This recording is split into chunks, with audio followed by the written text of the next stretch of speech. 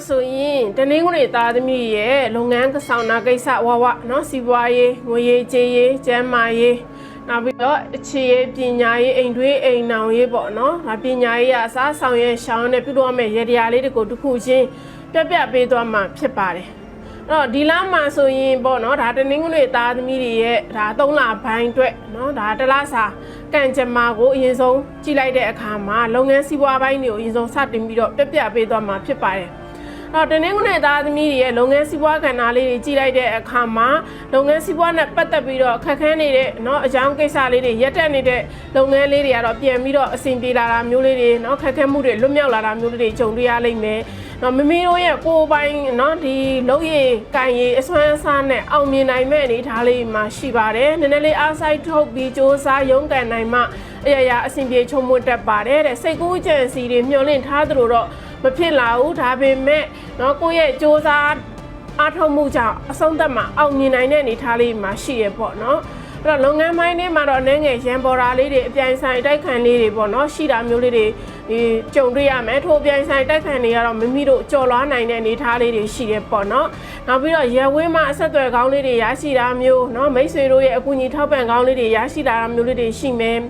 အဲ့တော့ဒီလအတွင်းမှာလုပ်ငန်းစီးပွားပိုင်းတွေကိုဘာပဲလုပ်စိတ်ကိုအေးစားထွားပြီးတော့ပြုလုပ်ပါเนาะလောဘဒေါသမောဟနဲ့လုပ်ငန်းစီးပွားလုပ်ချင်ပျက်စီးတာမျိုးတွေကြုံတွေ့ရတတ်တယ်ပေါ့เนาะအဲ့တော့ဝန်ထမ်းဆိုရင်လုပ်ငန်းပိုင်းတွေမှာပေါ့အနေငယ်စိတ်ပြီးစီမှုစိတ်ပင်ပန်းမှုများနေပဲအကြီးကဲထက်လူကြီးဖိအားပေးခံတာမျိုးတွေကြုံတွေ့ရတတ်တယ်เนาะအဲ့တော့လုပ်ငန်းပိုင်းထဲမှာအပြောင်းလဲကိစ္စအပြောင်းလဲအရွှေ့ကိစ္စလေးတွေပေါ်မယ်နေရာဌာနတော်၎င်းပေါ့เนาะဒါအလုပ်နေရာတော်၎င်းပေါ့เนาะအပြောင်းလဲပေါ်တာမျိုးเนาะဒီဌာနပြောင်းတာတွေအလုပ်ပြောင်းတာတွေเนาะဒီလအတွင်းမှာကြုံတွေ့ရတတ်ပါတယ်တဲ့เนาะနောက်ပြီးတော့ဒီလထဲမှာဆိုရင်ခီးကိစ္စလေးတွေပေါ့เนาะသွားစရာကိစ္စလေးတွေပေါ်လာတာမျိုးတွေရှိမယ်เนาะနောက်ပြီးတော့ဒီလပိုင်းထဲမှာရောင်းဝယ်လုပ်ငန်းလုပ်နေတဲ့သူတွေပေါ့เนาะရောင်းဝယ်တက်ကြလေးတွေနဲ့ရှိမယ်လုပ်ငန်းတစ်တိုးချဲတာမျိုးတွေတော့ရှိမယ်เนาะရောင်းဝယ်ကောင်းတဲ့လရှိသလိုเนาะဒီရောင်းဝယ်ကောင်းတဲ့နေ့ရှိသလိုရောင်းကြတဲ့เนาะနေလဲရှိမယ်ဒီနေ့မှာအမြတ်ဆုံးလေးတွေရပြီမဲ့နောက်နေ့ကျအမြတ်ဆုံးလေးတွေနေမယ်ပေါ့နော်ဒီလိုမျိုးလေးတွေနဲ့ဖြတ်သန်းနိုင်မယ်အရောင်းဝယ်လုပ်ငန်းလုပ်နေတဲ့သူတွေပေါ့နော်နောက်ပြီးတော့ဒီလအတွင်းမှာလုပ်ငန်းစီးပွားစတင်ပြီးလှုပ်ဆောင်တာပဲเนาะဒါလှုပ်ဆောင်တာတော့၎င်းလက်ရှိဒီလုပ်ငန်းတွေလုပ်ကိုင်နေအောင်မြင်မှုရရှိမဲ့လုပ်ငန်းလေးတွေပေါ့เนาะဒီလုပ်ငန်းလေးတွေကဒီလမှာဆိုရင်တင်းတင်းနာနာနဲ့ပတ်သက်တဲ့လုပ်ငန်းအင်္ဂါနာနဲ့ပတ်သက်တဲ့လုပ်ငန်းလေးတွေเนาะအဆင်ပြေနေတတ်ပါတယ်အဲ့တော့တင်းတင်းနာနာဆိုတာကားလုပ်ငန်းတွေကြောက်လုပ်ငန်းတွေကုန်ရောင်းကုန်ဝယ်ကုန်စုံကုန်ကြောက်ငပိငက်6ချမ်းကားကြောက်လုပ်ငန်းပေါ့เนาะကုန်ချောက်ဆိုင်ကုန်မာဆိုင်လုပ်ငန်းတွေပေါ့เนาะအဲ့ဒီလုပ်ငန်းတွေအကျိုးပြုတယ်เนาะအင်္ဂါနာဖြစ်တဲ့ဒီစားတောက်ကုန်လုပ်ငန်းတွေစတိုးဆိုင်စံစီဆေးပေါ့နော်ပတ်သက်တဲ့လုပ်ငန်းဆက်ပစ္စည်းနဲ့ပတ်သက်တဲ့လုပ်ငန်းဆက်တူရှယ်ယာလုပ်ငန်းလေးတွေအကျိုးပြုပါတယ်เนาะဒီလုပ်ငန်းလုပ်နေတဲ့သူတွေကတော့အဆင်ပြေလိမ့်မယ်လုပ်ငန်းသစ်စတင်လုပ်မယ်ဆိုရင်လည်းဒီလုပ်ငန်းလေးတွေနဲ့เนาะလုပ်ကံပေးပါအဆင်ပြေလိမ့်မယ်ပေါ့နော်ထိုးနှံပစ္စည်းတွေလည်းအဝင်ရှိပါတယ်တင်းနှံနှံပစ္စည်းအင်္ဂါနှံပစ္စည်းတွေလည်းဒီလအတွင်းမှာအဝင်ရှိပါလိမ့်မယ်ကောင်းမှုကုသိုလ်လေးတွေလည်းပြုရတတ်တယ်ပေါ့နော်ဒီလအတွင်းမှာကောင်းမှုကုသိုလ်အနေနဲ့အများပြုလုပ်ပေးရတာမျိုးတွေကြုံတွေ့ရတတ်တယ်ပေါ့နော်အဲ့တော့ဒီလုပ်ငန်းစီးပွားနဲ့ကောင်းမှုတစ်ခုနေ့စဉ်ပြုပြီးဖြတ်သန်းနိုင်မယ်ဆိုရင်ခက်ခဲမှုတွေလွတ်မြောက်နိုင်ပါတယ်เนาะနောက်ဒီလအတွင်းမှာ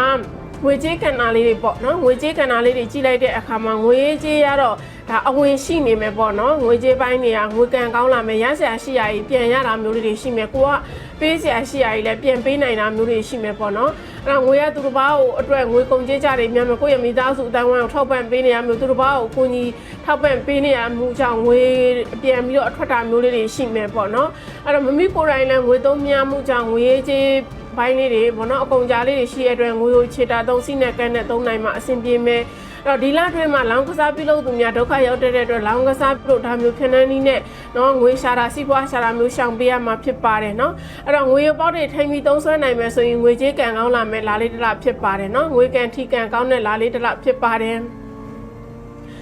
နောက်ထပ်ဒီလအတွင်းမှာတနင်္ဂနွေသားသမီးရဲ့ဒ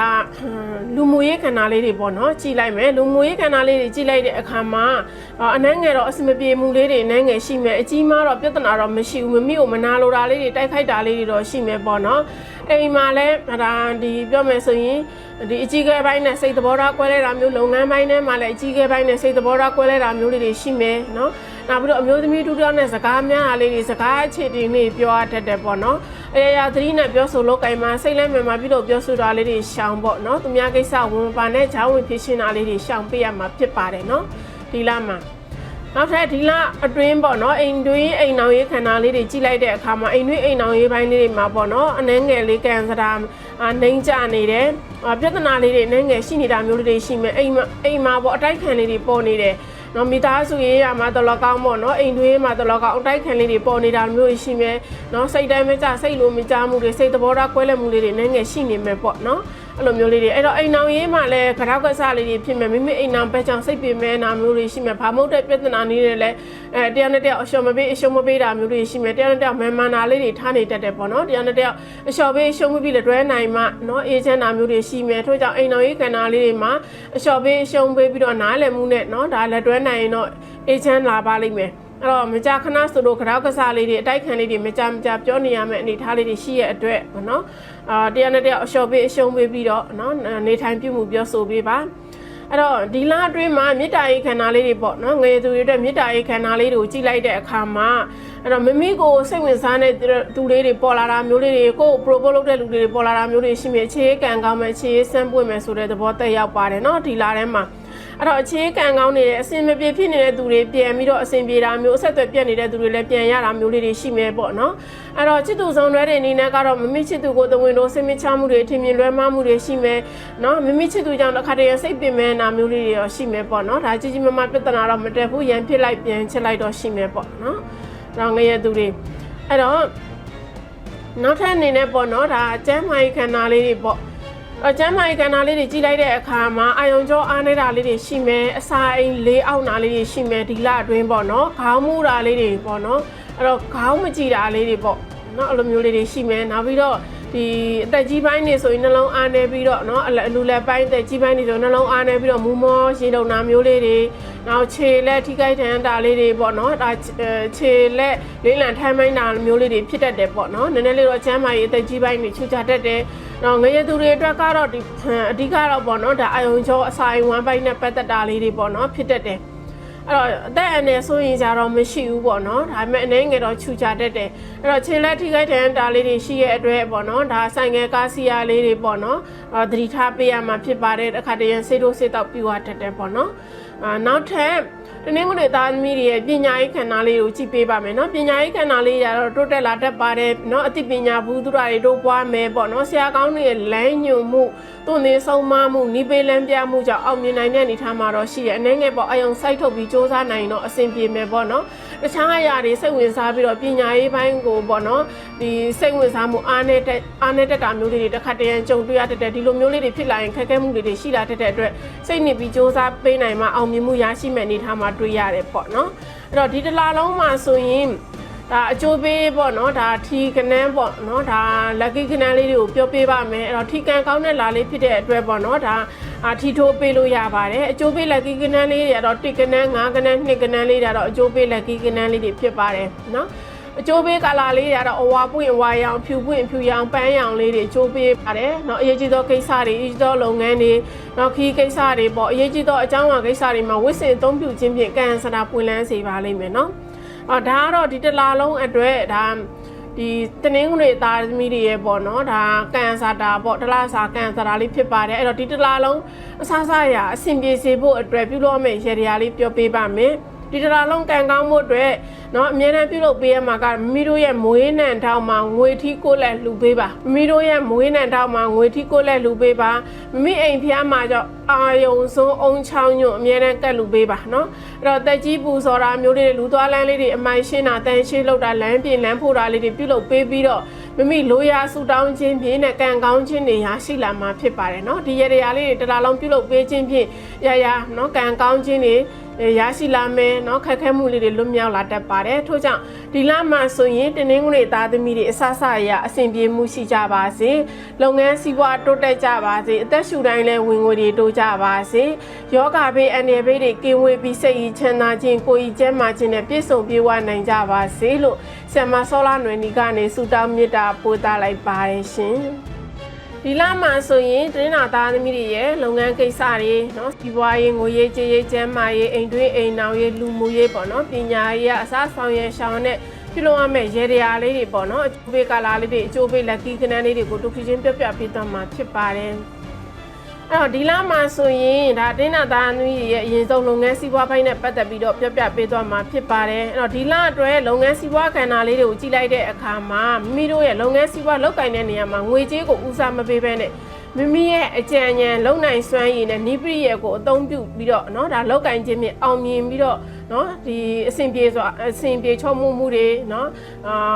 ရလက်ကောင်းတွေထွက်ပေါ်လာမှာဖြစ်ပါတယ်ပေါ့เนาะအဲ့တော့မိမိတို့ကလက်ရှိလုပ်ငန်းပိုင်းတွေကလည်းပုံမတိုးတက်လာတာမျိုးလေးတွေရှိမယ်မျိုးသမီးတူတယောက်ထံမှာအကူအညီထောက်ပံ့ကောင်းတွေရရှိလာတာမျိုးလေးတွေကြုံတွေ့ရလိမ့်မယ်ပေါ့နော်အဲ့တော့လုပ်ငန်းပိုင်းတွေမှာတော့အပြိုင်ဆိုင်လေးတွေကြုံတွေ့ရမယ်စိတ်နှောက်ယှက်ဖြစ်စရာလေးတွေကြုံတွေ့ရတတ်တယ်ပေါ့နော်အဲ့လိုမျိုးကိုယ်ပိုင်လုပ်ငန်းလုပ်နေတဲ့သူတွေစီးပွားအနေငယ်နော်တို့တက်လာတာမျိုးလေးတွေရှိမယ်လက်ရှိနေထားတဲ့ပိုပြီးတိုးတက်လာတာမျိုးလေးတွေရှိမယ်နော်အလုပ်ရှာနေတဲ့သူတွေကအလုပ်ရပါလိမ့်မယ်နော်လုပ်ငန်းတစ်လုပ်မယ်ဆိုရင်လည်းစတင်ပြီးလုပ်မယ်ဆိုရင်လည်းလုပ်လို့ရမယ်နော်ခက်ခဲနေတဲ့အရာတွေပြန်ပြီးအဆင်ပြေတာမျိုးတွေကြုံတွေ့ရလိမ့်မယ်နော်နောက်ပြီးတော့ရောင်းဝယ်လုပ်ငန်းလုပ်နေတဲ့သူတွေရောင်းအားကောင်းလာတာမျိုးတွေတော့ရှိမယ်ပေါ့နော်အဲ့လိုမျိုးအဲ့တော့ဒီလာထဲမှာပေါ့နော်ဒီလုပ်ငန်းလေးတွေနဲ့ပတ်သက်ပြီးတော့တူလောင်ထားတဲ့နော်ဒီအပစ္စည်းတွေကနေအမြဲဆုံးရရှိတာမျိုးလေးတွေကြုံတွေ့ရတတ်တယ်ပေါ့နော်အဲ့တော့ဒီလာထဲမှာဆိုရင်အင်္ဂါနဲ့ကြာစာပင်းနဲ့ဗုဒ္ဓဦးနဲ့ပေါ့နော်ဒီလုပ်ငန်းလေးတွေနောက်ပြီးတော့ဒီအကျိုးပြုတယ်ပေါ့နော်အဲ့တော့ဘလုံးလုပ်ငန်းနေလဲဆိုတော့ဒါအင်္ဂါနေဖြစ်တဲ့စားတောက်ကုန်စတိုးဆိုင်စံစီဆေးဆက်ပစ္စည်းနဲ့ပတ်သက်တဲ့လုပ်ငန်းတွေနောက်ပြီးတော့ဒီအထက်ပညာဉာဏ်ပညာနဲ့ပတ်သက်တဲ့လုပ်ငန်းပွဲရုံပွဲစားပေါ့နော်အဲ့တော့မုံလုပ်ငန်းတွေပေါ့နော်အကျိုးပေးတယ်နောက်ထပ်လူသုံးကုန်ပစ္စည်းလက်ဖက်ရည်ဆိုင်ဝက်ရှော့လပရေးရပေါ့နော်အမှုပညာလုပ်ငန်းတွေနောက်ပြီးတော့လက်မှုပညာလုပ်ငန်းရေလုပ်ငန်းရွှေလုပ်ငန်းဝက်ရှော့လုပ်ငန်းတွေအကျိုးပြုတဲ့လာဖြစ်ပါတယ်ဒီလုပ်ငန်းလုပ်နေတဲ့သူတွေအတွက်ကတော့အဆင်ပြေမဲ့နေထားမှာတော့ရှိရဲပေါ့နော်အမြဲဆုံးနေရရှိတာမျိုးတွေကြုံတွေ့ရတတ်တယ်နော်ဝင်းနှန်းဆိုရင်တော့အလုံးမှာနာမည်ကောင်းရတာမျိုးတွေတိုးတက်လာတာမျိုးတွေတော့ရှိမယ်ယာရုလာစာတိုးတာမျိုးတွေတော့ရှိမယ်အမေစိတ်ကောလူရောပင်မနေတာမျိုးတော့ကြုံတွေ့ရမယ်တခါတည်းလှုပ်ပြောင်းချင်ထွက်ရှင်စိတ်တော့ပေါ်လာတတ်တာပေါ့နော်ပြောင်းလဲကိစ္စတွေကတော့တိတ်မထူးမခြားနာသေးဘူးဆိုတဲ့အတွက်သိခံပြီးလုံနိုင်တော့အရာရာအဆင်ပြေနိုင်ပါတယ်နော်အဲ့တော့မိမိတို့အနေနဲ့ဒီလအတွင်းမှာပေါ့နော်ဒီလုပ်ငန်းစီးပွားပိုင်းတွေကိုပြုလုပ်မယ်ဆိုရင်နည်းနည်းလေးပေါ့နော်ကိုကဒီစောပိုင်းမှာပြောခဲ့တဲ့ဒါငွေရလို့မှုအဓိကပေါ့နော်ဦးစားမပေးနဲ့ကိုယ့်ရဲ့လုံနိုင်ရင်ညံစွမ်းညံစပေါ့နော်အဲ့ဒီဟာကိုအသုံးချပြီးတော့ပြုလုပ်မယ်ဆိုရင်ရအဆင်ပြေနိုင်တဲ့ကာလဖြစ်တယ်ပေါ့နော်လုပ်ငန်းစီးပွားနဲ့အတူဒါနသီလကောင်းမှုကုသိုလ်လေးတွေနဲ့ရှင်တွဲပြီးလုပ်ငန်းလုပ်ပါခက်ခဲမှုလေးတွေလွတ်မြောက်လာတတ်ပါတယ်နော်အဲ့တော့ဒီလအတွင်းမှာဆိုရင်ငွေကြေးကံပေါ့နော်အဲ့တော့ငွေကြေးကံကိုကြည့်လိုက်တဲ့အခါမှာငွေရလွယ်ကူနေတတ်တယ်ငွေရေးကြေးနဲ့ပတ်သက်ပြီးတော့နော်ဒီအဆင်ပြေလာမယ်ငွေရှားတာလွယ်ကူနေတဲ့အရင်တော့မခက်ခဲနေဘူးပေါ့နော်ဒီလအတွင်းမှာအဲ့တော့ကုန်စရာလေးတွေကလည်းပြန်ပြီးတော့ကုန်မယ်ငွေရိုပေါက်လေးတွေကလည်းပေါ်လာတတ်တယ်တဲ့တစ်ခုပြီးတစ်ခုငွေရိုပေါက်လေးတွေငွေထွက်ပေါက်လေးတွေပေါ်လာမယ်ပေါ့နော်မမိကိုယ်တိုင်ငွေသုံးများမှုကြောင့်ငွေကြေးမမြဲတာမျိုးတွေရှိမယ်လောင်ကစားပြုလုပ်တာမျိုးတွေဆိုရင်ဒုက္ခရောက်တတ်တာမျိုးတွေရှိရပေါ့နော်အဲ့လိုမျိုးငွေကအဝင်ထွက်တစ်ခါတရံပေါ့နော်ဒီတချို့ရက်တွေမှာပေါ့အဝင်ထွက်မမျှတာမျိုးတွေတော့ရှိတတ်တယ်ပေါ့နော်ငွေကြေးပိုင်းတို့တတိထားသုံးဆွဲမှနော်ငွေရပေါက်တွေထိနိုင်မှအဆင်ပြေတာမျိုးတွေရောရှိမယ်ဒီလာထဲမှာနော်အဓိကပြောချင်တာကတော့ဒီဖျန်လန်းနေနဲ့ငွေရှာတဲ့အလုပ်ကိုအထူးဆောင်ပေးရမှာဖြစ်ပါတယ်ဒုက္ခရောက်တတ်ပါတယ်နော်အခုခေတ်ပေါ်တဲ့နှလုံးသုံးလုံးပေါ့ဘောလုံးပေါ့အဲ့ဒါမျိုးလေးတွေကရှောင်ပေးရမှာဖြစ်ပါတယ်ဒီလအတွင်းကိုနော်နောက်ထပ်လူမှုရေးကဏ္ဍလေးတွေပေါ့အဲ့တော့လူမှုရေးကဏ္ဍလေးတွေကိုကြည့်လိုက်တဲ့အခါမှာအဲ့တော့ပြဿနာကြီးကြီးမားမားတော့မရှိဘူးလူတိုင်းပေါ့နော်မမိကောင်းတဲ့တော့ပြန်မကောင်းနိုင်ဘူးမမိကတော့လူတိုင်းပေါ်ကောင်းတယ်လူတိုင်းကတော့မမိကောင်းတဲ့တော့ပြန်မကောင်းနိုင်ဘူးပေါ့နော်အဲ့လိုမျိုးရှိမယ်အဲ့မဲ့စိတ်နေပြီးတော့မပေါင်းနဲ့နော်ဒါအပေါင်းချောင်းဂုံတက်စီသူတို့အပေါင်းချောင်းလဲဂုံပြက်စီတဲ့အတွက်အပေါင်းပေါင်းတဲ့နေရာမှာဒါငွေရသူတွေအတွက်တတိထားပေါင်းနေမှာနော်အဲ့တော့သူများရဲ့ပေါ့နော်ဒီကိစ္စတွေကိုဝင်ရောက်ဖြည့်ရှင်းရမှုကြောင့်ပေါ့နော်ဒါကိုကစေတနာနဲ့ဖြည့်ရှင်းပေးပေမဲ့ကိုရဲ့စေတနာကအဝေးရဖြစ်တတ်တယ်ပေါ့နော်ထို့ကြောင့်သူများကိစ္စတွေဝင်ပါတာမျိုးလေးတွေတတိထားရှောင်မှာပေါ့နော်ကြီးကဲသူတွေနဲ့လည်းအစမပြေဖြစ်တတ်တဲ့စိတ်သဘောထားကွဲလဲမှုလေးတွေရှိရပေါ့နော်အဲ့တော့ပြိုင်ဆိုင်တိုက်ခိုက်နေရတော့ကိုယ်တိုင်ကြော်လာနိုင်မဲ့အနေထားလေးတွေရှိတယ်ထို့ကြောင့်ဒီလအတွက်လူမှုရေးခန္ဓာလေးရတော့တတိထားပြုမှုပြောဆိုလောက်ကင်ပြရမယ့်အနေထားရှိတယ်နော် နောက်ထပ်အိမ်တွင်းအိမ်နောက်ရေးခန္ဓာလေးတွေကြည့်ပေးပါမယ်နောက်ထပ်အိမ်တွင်းအိမ်နောက်ရေးခန္ဓာလေးတွေကပေါ့နော်မကြာခဏဆိုအိမ်တွင်းရေးမှာကထောက်ကစားလေးတွေများနေမယ်ပေါ့နော်အေးချမ်းမှုနဲ့ငယ်အားနည်းနေတာမျိုးလေးတွေရှိမယ်အဲ့တော့အိမ်တွင်းရေးမှာစိတ်သဘောထားကွဲလွဲမှုလေးတွေတယောက်နဲ့တယောက်စကားအခြေအနေတွေပြောနေရတာမျိုးတွေတော့ရှိမယ်ပေါ့နော်အဲ့တော့မိမိအိမ်နောက်ဘက်နဲ့လည်းအဆင်ပြေတာတွေရှိသလိုမပြေတာတွေလည်းရှိမယ်မိမိစိတ်နဲ့တော့တစ်ထက်တဲ့အရာရာမကြနေဘူးပေါ့နော်အဲ့လိုမျိုးလေးအဲ့တော့ဒီအိမ်အောင်တဲ့အမျိုးသမီးတွေနဲ့အနေနဲ့ကတော့မမီးရဲ့အမျိုးသားအပေါ်မှာတစ်ခါလေးတန်တရားဝင်တာမျိုးလေးတွေပေါ့နော်စိတ်မချမှုလေးတွေကြုံတွေ့ရတတ်တယ်ပေါ့နော်အဲ့လိုမျိုးအဲ့တော့ဝေးကွာနေသူတွေအတွက်တန်တရားပွားဆရာအကြောင်းကိစ္စလေးတွေပေါ်လာတာမျိုးလေးတွေရှိမယ်မမီးအိမ်အောင်ဘက်ကြောင့်နိုင်ငံစိတ်ပူမှန်စိတ်ပင်မဲ့မှုလေးတွေတော့ကြုံတွေ့ရတတ်ပါတယ်တဲ့ဒီလအတွင်းမှာပေါ့နော်နောက်ထပ်အနေနဲ့ငရေသူတွေအတွက်မေတ္တာရေးခန္ဓာလေးတွေကြီးလိုက်တဲ့အခါမှာအလွန်ဆန်းပွင့်တဲ့ကာလဖြစ်ပါတယ်မိမိကိုစိတ်ဝင်စားတဲ့သူတွေနော်ဒီပေါ်များနေတာမျိုးရွေးချယ်ခက်ခဲတာမျိုးတွေရှိမယ်လူရေးမှားပြီးဒုက္ခရောက်တတ်တယ်ပေါ့နော်ဒီကာလတွေမှာကိုကဟိုဒါနှလုံးသားကိုဦးစားမပေးဘဲနဲ့ဦးနှောက်ကိုဦးစားပေးပြီးရွေးချယ်နိုင်တော့ကိုယ့်အတွက်အဆင်ပြေပါလိမ့်မယ်တဲ့နော်နောက်ပြီးတော့ချစ်သူစုံတွဲတွေအနေနဲ့ကတော့ချစ်သူလူကြားထဲမှာအနောက်ရှယ်လေးတွေနော်ပေါ်လာလိမ့်မယ်တတိထားပါတဝီတိုစိတ်မချမှုလေးတွေပေါ့နော်တစ်ခါလေးဗမာမုတ်တဲ့ပြဿနာလေးတွေလည်းကြောက်ကစားရှိတာမျိုးလေးတွေရှိရဲ့နားလည်မှုနဲ့သစ္စာရှိရှိလည်းတွဲနိုင်မယ်ဆိုရင်တော့အေးချမ်းမှုတွေဖြစ်လာလိမ့်မယ်ပေါ့နော်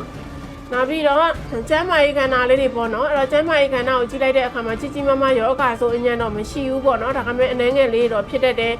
နောက်ကိုတချမ်းကြောင်းညာကြိုက်ခဲတာမျိုးလေးတွေအစာရင်းလေးအောင်တော့ခေါင်းမကြည့်တာလေးတွေရှိမယ်တခါလေးအိတ်မပြောတာအတွေးများတာလေးတွေရှိမယ်ပေါ့နော်ကားလေးခေါင်းမူးတာလေးတွေခေါင်းမကြည့်တာလေးတွေပေါ့နော်အဲ့လိုမျိုးလေးတွေအာယုံကြောအားနေတာလေးတွေပေါ့ဒါမျိုးလေးတွေဖြစ်တတ်တယ်အသက်အန္တရာယ်ဆိုရင်ကြတော့မရှိဘူးပေါ့နော်မတက်နာလေးတွေရှိမယ်အသက်ကြီးပိုင်းနေအနေနဲ့ကတော့ဒီအစားတောက်ရှောင်ပေးပါပေါ့နော်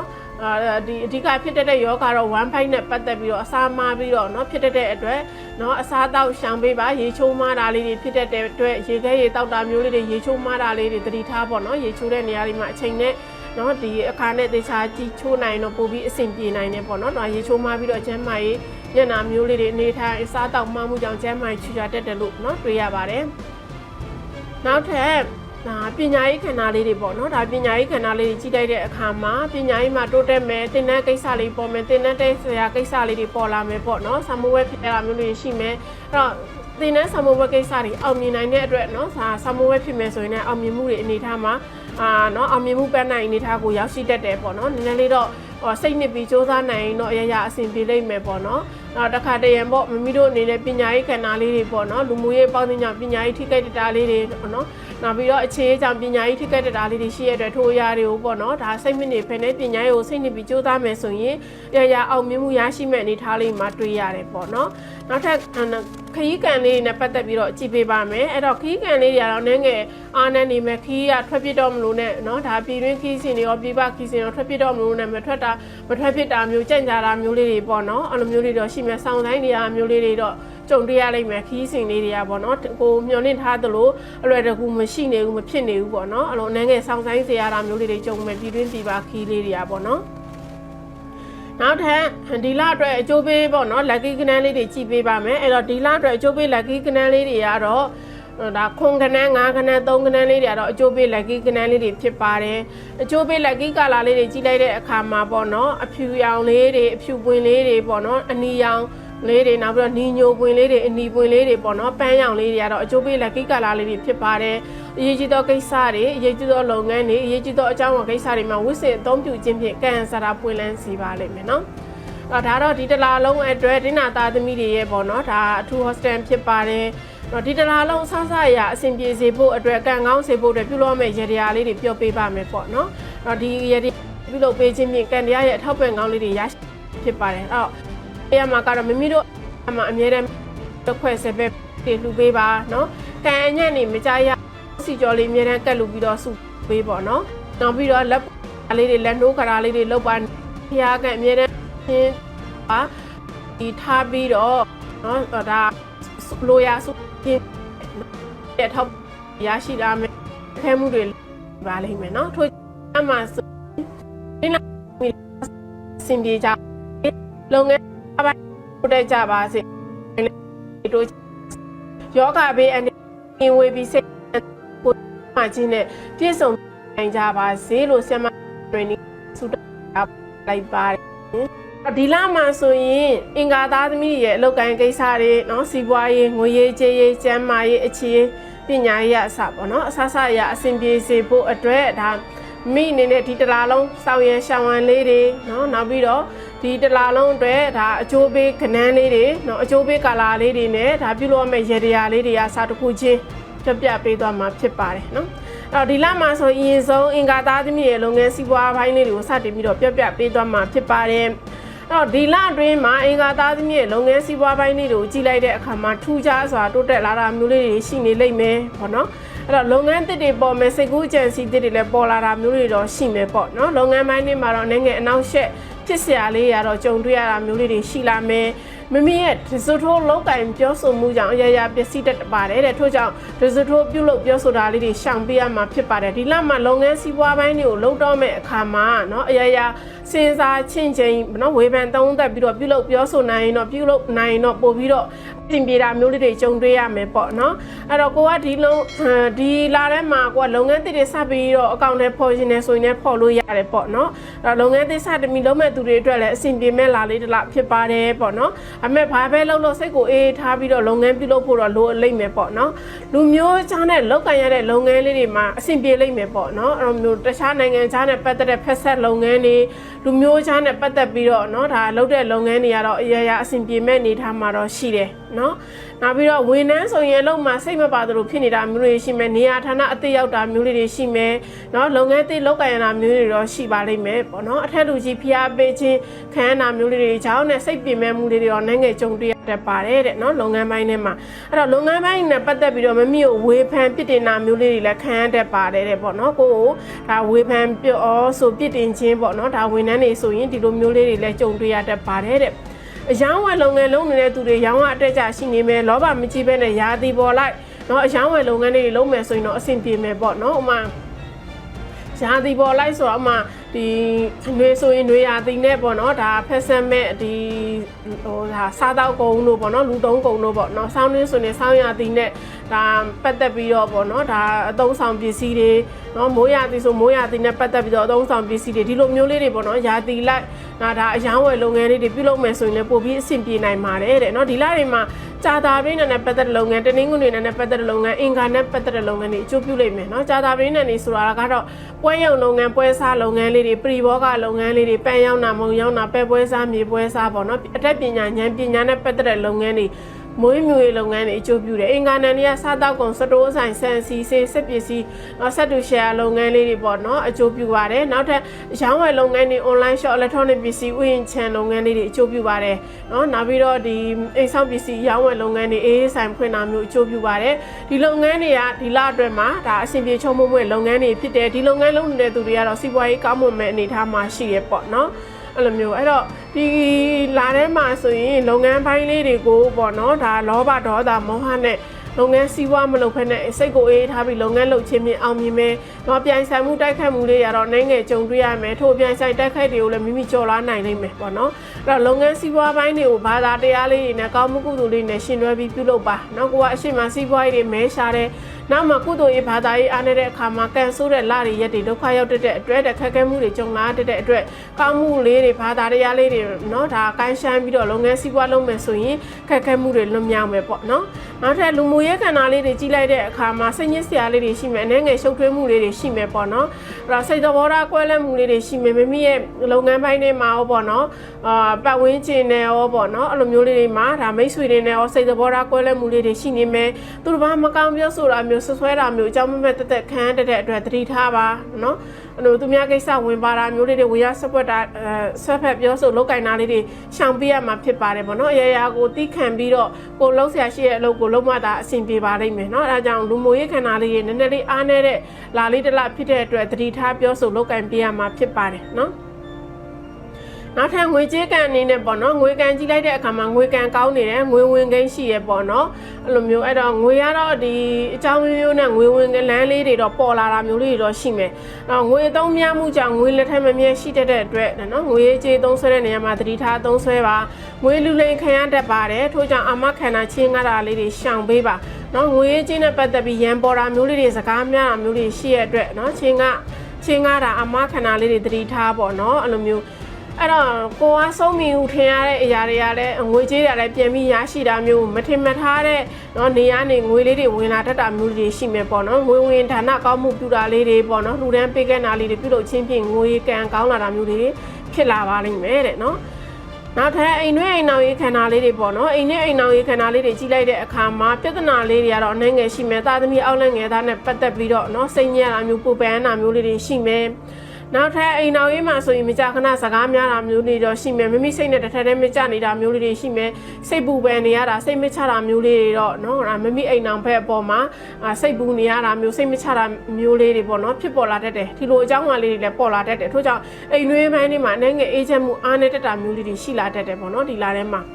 နောက်ထပ်မေတ္တာဧကန္တာလေးတွေပေါ့နော်အဲ့တော့ငရေသူတွေတဲ့မေတ္တာဧကံဆိုတာလေးကတော့အစိုးကောင်းဒွန်တွဲနေတယ်ဆန်းအတက်ကြနဲ့ရှိနေမယ်ပေါ့နော်အဲ့လိုငရေသူတွေအတွက်မမိကမေတ္တာရေးအခြေခန္ဓာလေးမှာပေါ့နော်ကိုထင်ထားတယ်လို့မဖြစ်နေဘဲနဲ့စန့်ကျင်ဘက်အရာလေးတွေတွေ့နေတတ်တယ်ပေါ့နော်အဲ့လိုမျိုးအဲ့တော့ကိုကထင်တာတစ်မျိုးပေါ့နော်တကယ်လက်တွေ့ဖြစ်နေတာတစ်မျိုးလိုမျိုးလေးတွေရှိနေတတ်တဲ့သဘောထာ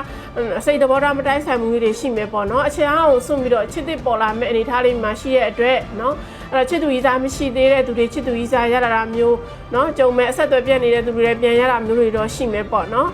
်တခါတလေစိတ်ညစ်ထားတဲ့သူကတော့ပေါ့နော်ဒါမေတ္တာဧကန္တာမှာစိတ်ပင်ပန်းနေတတ်တယ်ကိုချစ်သူကိုပေါ့နော်ဒါစိတ်ကိုချစ်သူပေါ်ကိုစိတ်ညစ်နေမှုကြောင့်စိတ်ပင်ပန်းတာမျိုးတွေတော့ရှိမယ်ပေါ့နော်အဲ့လိုမျိုးအဲ့တော့ချစ်သူဆောင်တွေကတော့မကြာခဏစိတ်ဆိုးစိတ်ကောက်တာလေးတွေပေါ့နော်မကြာခဏတဝင်းတို့စိတ်မချမှုတွေရှိပေမဲ့လည်းပေါ့နော်ရန်ပြစ်လိုက်ပြန်ချစ်လိုက်ရှိမယ်ကြီးကြီးမားမားပြဿနာတော့မတက်ဘူးကွဲကိန်းပြက်ကိန်းတော့မရှိနိုင်ဘူးတဲ့နော်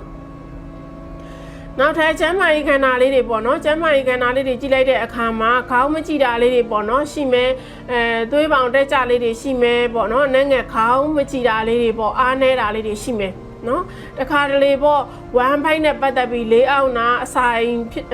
အိမ်ဝမ်ဖိုင်းနဲ့ပတ်သက်တာလေးတွေတခါတရံနဲ့ဖြစ်တတ်တယ်ပေါ့နော်အသေးစားအဆီဒန့်လိုပေါ်တတ်တယ်ခြေလက်ထိခိုက်ထန်တာလေးတွေရှေ့အတွက်ဆိုင်ငယ်ကားစီယာလေးတွေတတိထားပေါ့နော်အဲ့တော့အခုပြောတဲ့ယောဂတွေကတော့အကုန်လုံးဖြစ်မယ်လို့တော့မဆိုလိုပါဘူးဒီတစ်လအတွင်းမှာတစ်ခုမဟုတ်တစ်ခုတော့ဖြစ်လာနိုင်တယ်ဆိုတော့နော်အနေထားလေးတွေရှိပါတယ်တခါတရံဆေးတိုးဆေးတောက်လို့ရတာလေးတွေရှိမယ်နော်အသက်ကြီးပိုင်းနေနဲ့ငယ်ချူချတတ်တဲ့အတွက်အနေထိုင်စားတောက်တတိထားမှာဖြစ်ပါတယ်နော်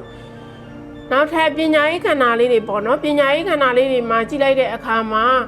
အသိပညာဘုဟုသုတတွေရရှိလာမဲ့နော်လာလေးတစ်လဖြစ်ပါတဲ့အောင်မြင်မှုတွေရရှိမယ်ပေါ့နော်အဲ့တော့ကိုမသိသေးတဲ့ပညာရဲ့မသိသေးတဲ့ဘာသာရပ်တွေလည်းသင်ကြားရတာမျိုးတွေတော့ရှိမယ်ပေါ့ဆရာကောင်းနဲ့တွေ့ပြီးပညာရေးခန္ဓာလေးမှာအားကောင်းလာမဲ့လာလေးတစ်လဖြစ်တယ်မိမိရဲ့ကြိုးစားအားထုတ်မှုကြောင့်အရာအောင်မြင်နိုင်မဲ့လာလေးတစ်လဖြစ်တယ်ပေါ့နော်အဲ့တော့ဒီလအတွက်ပေါ့နော်ထီကန်ကြီးလိုက်တဲ့အခါမှာထီကန်အသစ်နဲ့ကောင်းပါတယ်အဲ့တော့မိမိကိုယ်နိုင်တော်လကောင်းဆက်တူ share တော်လကောင်းထီထိုးပေးလို့ရတယ်ပေါ့နော်ထီထိုးဖို့အတွက်အကျိုးပေးကဏ္ဍလေးတွေပေါ့နော်အကောင်းဆုံး lucky ကဏ္ဍလေးရတော့1ကဏ္ဍ5ကဏ္ဍ9ကဏ္ဍ3ကဏ္ဍကတော့အကျိုးပေး lucky ကဏ္ဍလေးတွေဖြစ်ပါတယ်ပေါ့နော်ထီထိုးမယ်ဆိုရင်ဒီကဏ္ဍလေးတွေအဓိကထားပြီးတော့ထီထိုးပေးပါအကျိုးပေး lucky ကာလာလေးတွေကိုကြည့်လိုက်တဲ့အခါမှာအဝါပွင့်အဝါရောင်အနက်ပွင့်အနက်ရောင်ပန်းစီရောင်လေးတွေကတော့အကျိုးပေး lucky ကာလာလေးဖြစ်တဲ့အတွက်ရေးကြီးသောကိစ္စတွေရေးကြီးသောခီးတွေရေးကြီးသောလုပ်ငန်းကိစ္စဝဝပြုလုပ်ပြောဆိုရမှာဝိစင်အသုံးပြုခြင်းဖြင့်ကံစားတာပွင့်လန်းတိုးတက်လာပါလိမ့်မယ်နော်အဲ့တော့ဒါကတော့ဒီတလားလုံးအတွက်ဒါဒီအင်္ဂါသားသမီးရဲ့တလားစာထူအောင်စံဖြစ်ပါတယ်အဲ့တော့ဒီလမှာအဆဆအရာကံကောင်းစေဖို့အတွက်ပြုလုပ်ရမယ့်ရေတရားလေးတွေပြောပေးပါမယ်ဒီလအတွင်းမှာမိမိတို့နော်အတွက်အရာအဆင်ပြေစေဖို့အတွက်ကံကောင်းစေဖို့အတွက်ပြုလုပ်မဲ့ရေတရားလေးကတော့မမိအိမ်ဖះမှာအာယုံဆုံးကပ်ပါအကျော်လေး၃ချက်အမြဲလို့လူပေးပါနော်အမြဲတမ်းမမိရဲ့ပြောမယ်ဆိုရင်မွေးနံထောက်မှာတပတ်တစ်ခါတော့၎င်းပေါ့နော်ဒါလအောက်အစမှာတင်၎င်းမွေးနံထောက်မှာရောင်စုံရဲ့6ချောင်းလူပေးပါနော်ရောင်စုံရဲ့မမိအိမ်မှာပေါ့နော်တော်၎င်းမမြင့်မွေးနံတောက်ဆိုပိုအားကောင်းတယ်เนาะအဲ့ဒါမမြင့်မွေးနံတောက်မှာရောင်စုံရဲ့6ချောင်းလူပါမမိအိမ်ဖျားမှာကျတော့အာယုံဆုံးကတ်မဲ့အကျော်လေး3ချက်အမြဲလို့လူပြီးတော့လိုရဆူတောင်းပေးပါနောက်ပြီးတော့လက်ပွင့်ခါရာလေးတွေအန်တယ်ကင်းခါရာလေးတွေနေ့စဉ်ရွပွားပေးပါကောင်းမှုတစ်ခုနေ့စဉ်ပြုပြီးတော့တလတာအတွင်းမှာဖြတ်တန်းပေးခြင်းဖြင့်အရာအဆင်ပြေချုံမှုတွေဖြစ်လာလိမ့်မယ်ခက်ခဲမှုတွေလွတ်မြောက်မယ်ပေါ့နော်အဲ့တော့အဆင်မပြေတဲ့အရာတွေပြန်ပြီးပြေလာတာမျိုးလေးတွေကံတရားရဲ့အထောက်ပံ့ကောင်းလေးတွေရရှိလာမှာဖြစ်ပါတယ်တို့ကြောင့်ဒီလမှာဆိုရင်အင်္ဂါသားသမီးတွေအဆဆအရအဆင်ပြေမှုရှိကြပါစေလုပ်ငန်းစီးပွားပိုင်းတွေတိုးတက်ကြပါစေအသက်ရှူတိုင်းလည်းဝင်ငွေတွေတိုးကြပါစေယောဂဘေးအနေဘေးတွေကင်းဝေးပြီးစိတ်ရည်ချမ်းသာခြင်းကိုယ်ရည်ကျန်းမာခြင်းနဲ့ပြည့်စုံပြေဝနိုင်ကြပါစေလို့ဆရာမဆောလာနွယ်နီကနေဆုတောင်းမေတ္တာပို့သလိုက်ပါတယ်ရှင် ဒီလမှာဆိုရင်ဗုဒ္ဓသားသမီးတွေရဲ့လောက်ကင်ကိစ္စတွေစီးပွားရေးငွေရေးကြေးရေးကျန်းမာရေးအခြေရေးပညာရေးပေါ့နော်ဆောင်ရန်ရှောင်ရန်ပြုလုပ်ရမယ့်ရေရာအကျိုးပေးကနေလက်ကီကာလာလေးတွေကပြုလုပ်ရမယ့်ရေရာလေးတွေကိုတစ်ခုချင်းပြပြပေးသွားမှာဖြစ်ပါတယ်အဲ့တော့ဒီလမှာဆိုရင်ဗုဒ္ဓသားသမီးတွေအရင်ဆုံးလုပ်ငန်းစီးပွားခန္ဓာကိုပေါ့နော်ပြပြပေးသွားမှာဖြစ်ပါတယ်အဲ့တော့ဒီလအတွက်လုပ်ငန်းစီးပွားပိုင်းတွေကြီးလိုက်တဲ့အခါမှာနော်လုပ်ငန်းသေးအကြံစီတစ်တွေအကောင့်နဲ့ပေါ်ခြင်းဖြင့်အောင်မြင်နိုင်မဲ့လာလေးတစ်လဖြစ်ပါတယ်ကြီးကဲသူတွေရဲ့အကူအညီထောက်ပံ့ကောင်းတွေလည်းရရှိလာမှာဖြစ်ပါတယ်ပေါ့နော်လုပ်ငန်းစီးပွားပိုင်းတွေမှာခက်ခဲထင်းငေါလေးတွေကြုံတွေ့နေရတဲ့အရာတွေလည်းပြန်ပြီးတော့အဆင်ပြေတာမျိုးတွေရောရှိမယ်ပေါ့နော်ကိုယ်တိုင်စ조사မှုဖြင့်အောင်မြင်နိုင်တဲ့ကာလလေးဖြစ်ပါတယ်လူရောစိတ်ပါလုပ်ငန်းပိုင်းတွေမှာတော့ပြင်ပန်းနေလိမ့်မယ်နော်စီးပွားရေးလုပ်ငန်းလုပ်တဲ့နေရာမှာစိတ်ကောလူတော့ပြင်ပန်းနေတာမျိုးတွေရှိမယ်ငြိမ်နေရသည်မရှိဘဲနဲ့ပေါ့နော်အဲ့လိုမျိုးပြေးလွှားလှုပ်ရှားရုန်းကန်နေရတာမျိုးတွေတော့ရှိနေမယ်ပေါ့နော်ကိုယ်ပိုင်လုပ်ငန်းတွေကထူးခြားစွာတိုးတက်လာမဲ့လာလေးတစ်လပဲဖြစ်ပါတယ်လုပ်ငန်းသစ်တွေစတင်ပြီးတော့လုပ်မယ်ဆိုရင်လည်းပဲလုပ်ဖို့သင့်တဲ့အချိန်ကာလကောင်းလေးဖြစ်ပါတယ်ပေါ့နော်အဲ့တော့လုပ်ငန်းမှာရောပေါ့နော်ဒီမိမိအနေထားနဲ့ဝင်ငွေအဆင့်ရောလုပ်ငန်းအဆင့်ရောတိုးတက်လာမဲ့လာလေးတစ်လဖြစ်တယ်ပြည်တွင်းပြည်ပခီးစဉ်တွေလည်းလွယ်ကူချုံးမွေးစာသွားရတာမျိုးတွေတော့ရှိမယ်နော်နောက်ပြီးတော့ဒီရဝင်းနဲ့ဆက်သွယ်တဲ့လုပ်ငန်းတွေလည်းနော်အဆင်ပြေတာမျိုးတွေတော့ရှိမယ်နော်အဲ့တော့ဝင်နဲ့လုပ်နေတဲ့သူတွေအလုပ်မှာလုပ်ငန်းအဆင့်တိုးတက်တာမျိုးလေးတွေနော်နာမည်ကောင်းရတာမျိုးလေးတွေယာရုလားစာတိုးတာမျိုးလေးတွေတော့ရှိမယ်ပေါ့နော်အဲ့တော့ဒီလမှာရောင်းဝယ်လုပ်ငန်းလုပ်နေတဲ့သူတွေရောင်းဝါကောင်းနေမယ်အမြန်ဆုံးနေရရှိမယ်နော်လုပ်ငန်းတိုးချဲ့လောက်ကံကိန်းလေးတွေတော့ရှိမယ်နော်တူလောင်ထားတဲ့အရာတွေအမြန်ဆုံးရတာမျိုးပေါ့နော်ပစ္စည်းတွေတူလောင်ခြင်းဈေးကစားခြင်းတွေပြုလုပ်လို့ရတဲ့လာလေးတစ်လပဲဖြစ်ပါတယ်နော်အဲ့တော့ဒီလမှာဆိုရင်တနင်္လာနေ့နော်ဗုဒ္ဓဟူးနဲ့စနေနေ့နဲ့ပတ်သက်တဲ့လုပ်ငန်းတွေအဆင်ပြေမယ်အဲ့တော့လုပ်ငန်းတင်စတင်ပြီးလုပ်မဲ့သူတွေလက်ရှိဒီလုပ်ငန်းတွေကပေါ့နော်အောင်မြင်မဲ့လုပ်ငန်းတွေဖြစ်တဲ့အတွက်အဲ့လုပ်ငန်းတွေနဲ့စီးပွားရေးစလုပ်မယ်ဆိုရင်လည်းအဆင်ပြေမယ်ဒီလုပ်ငန်းလုပ်ကိုင်နေတဲ့သူတွေလည်းလုပ်ငန်းအဆင့်တိုးတက်မယ်ပေါ့နော်စီးပွားအဆင့်တိုးတက်မယ်အဲ့တော့တနင်္လာနေ့နေဖြစ်တဲ့ကားလုပ်ငန်းတွေကြောက်လုပ်ငန်းတွေကုန်ရောင်းကုန်ဝယ်ကုန်စုံကုန်ကြကုန်စိမ်းကုန်မာလုပ်ငန်းတွေပေါ့နော်နောက်ဗုဒ္ဓဟူးနယ်နေဖြစ်တဲ့လူသုံးကုန်ပစ္စည်းလက်ဖက်ရည်ဆိုင်ဝက်ရှော့ရေးလုပ်ငန်းရွှေလုပ်ငန်းလက်ပရေးရပေါ့နော်အနုပညာလုပ်ငန်းတွေနောက်ထပ်ဒ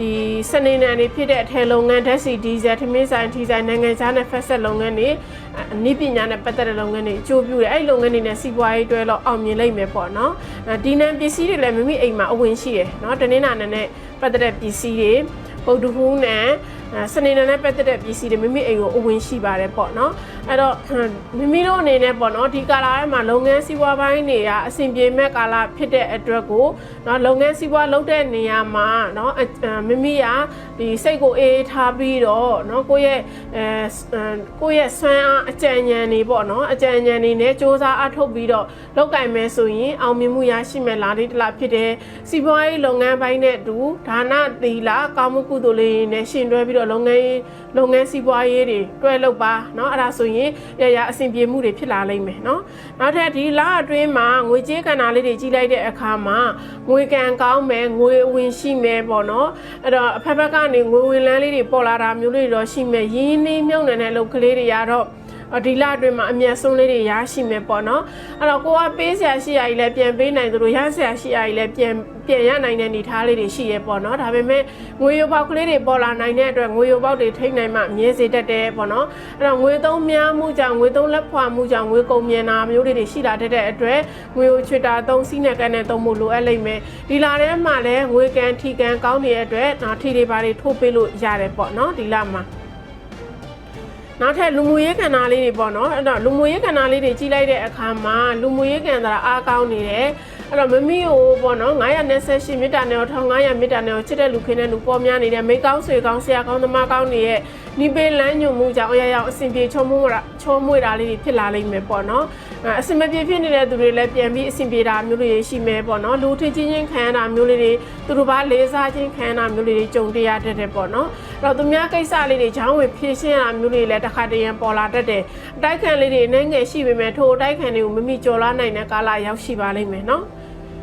နောက်ထပ်အိမ်တွင်းအိမ်နောက်ရေးခန္ဓာလေးတွေမှာအနေငယ်စိတ်အလိုမချမှုတွေအားများမယ်ပေါ့နော်အဲ့လိုမျိုးကိုကဖြစ်ချင်တာနဲ့ဖြစ်နေတာတွေနဲ့အဲ့လိုမျိုးလွဲချော်နေတာမျိုးတွေကြောင့်မိသားစု နော်ညီကိုမနမနဲ့ပတ်သက်ပြီးတော့စိတ်လိုမကြမှုတွေရှိမယ်ဒါပေမဲ့မိသားစုညီကိုမနမအပေါ်မှာတော့မမီးကဩစာလွှမ်းမိုးနိုင်တဲ့ကာလာလေးဖြစ်တယ်နော်အိမ်တော်ရေးခန္ဓာလေးတွေကိုကြည့်လိုက်တဲ့အခါမှာကြီးကြီးမားမားပြဿနာတော့မရှိဘူးပေါ့နော်တခါလေးကြောက်ကစားလေးတွေနော်ဖြစ်တာမျိုးသူတစ်ခုကိုတစ်ခုနဲ့တရားတစ်ခုစကားများတာလေးတွေရှိပေမဲ့လည်းကြီးကြီးမားမားပြဿနာတော့မရှိဘူးပေါ့နော်အိမ်တော်တဲ့ဆိုသားသမီးရတနာရတာမျိုးတွေတော့ရှိမယ်ပေါ့နော်နားလည်မှုနဲ့သစ္စာရှိရှိလက်တွဲနိုင်မယ်ဆိုအေဂျင့်တာရတဲ့အိမ်တော်ရေးကိုပိုင်ဆိုင်နိုင်မှာဖြစ်တယ်နော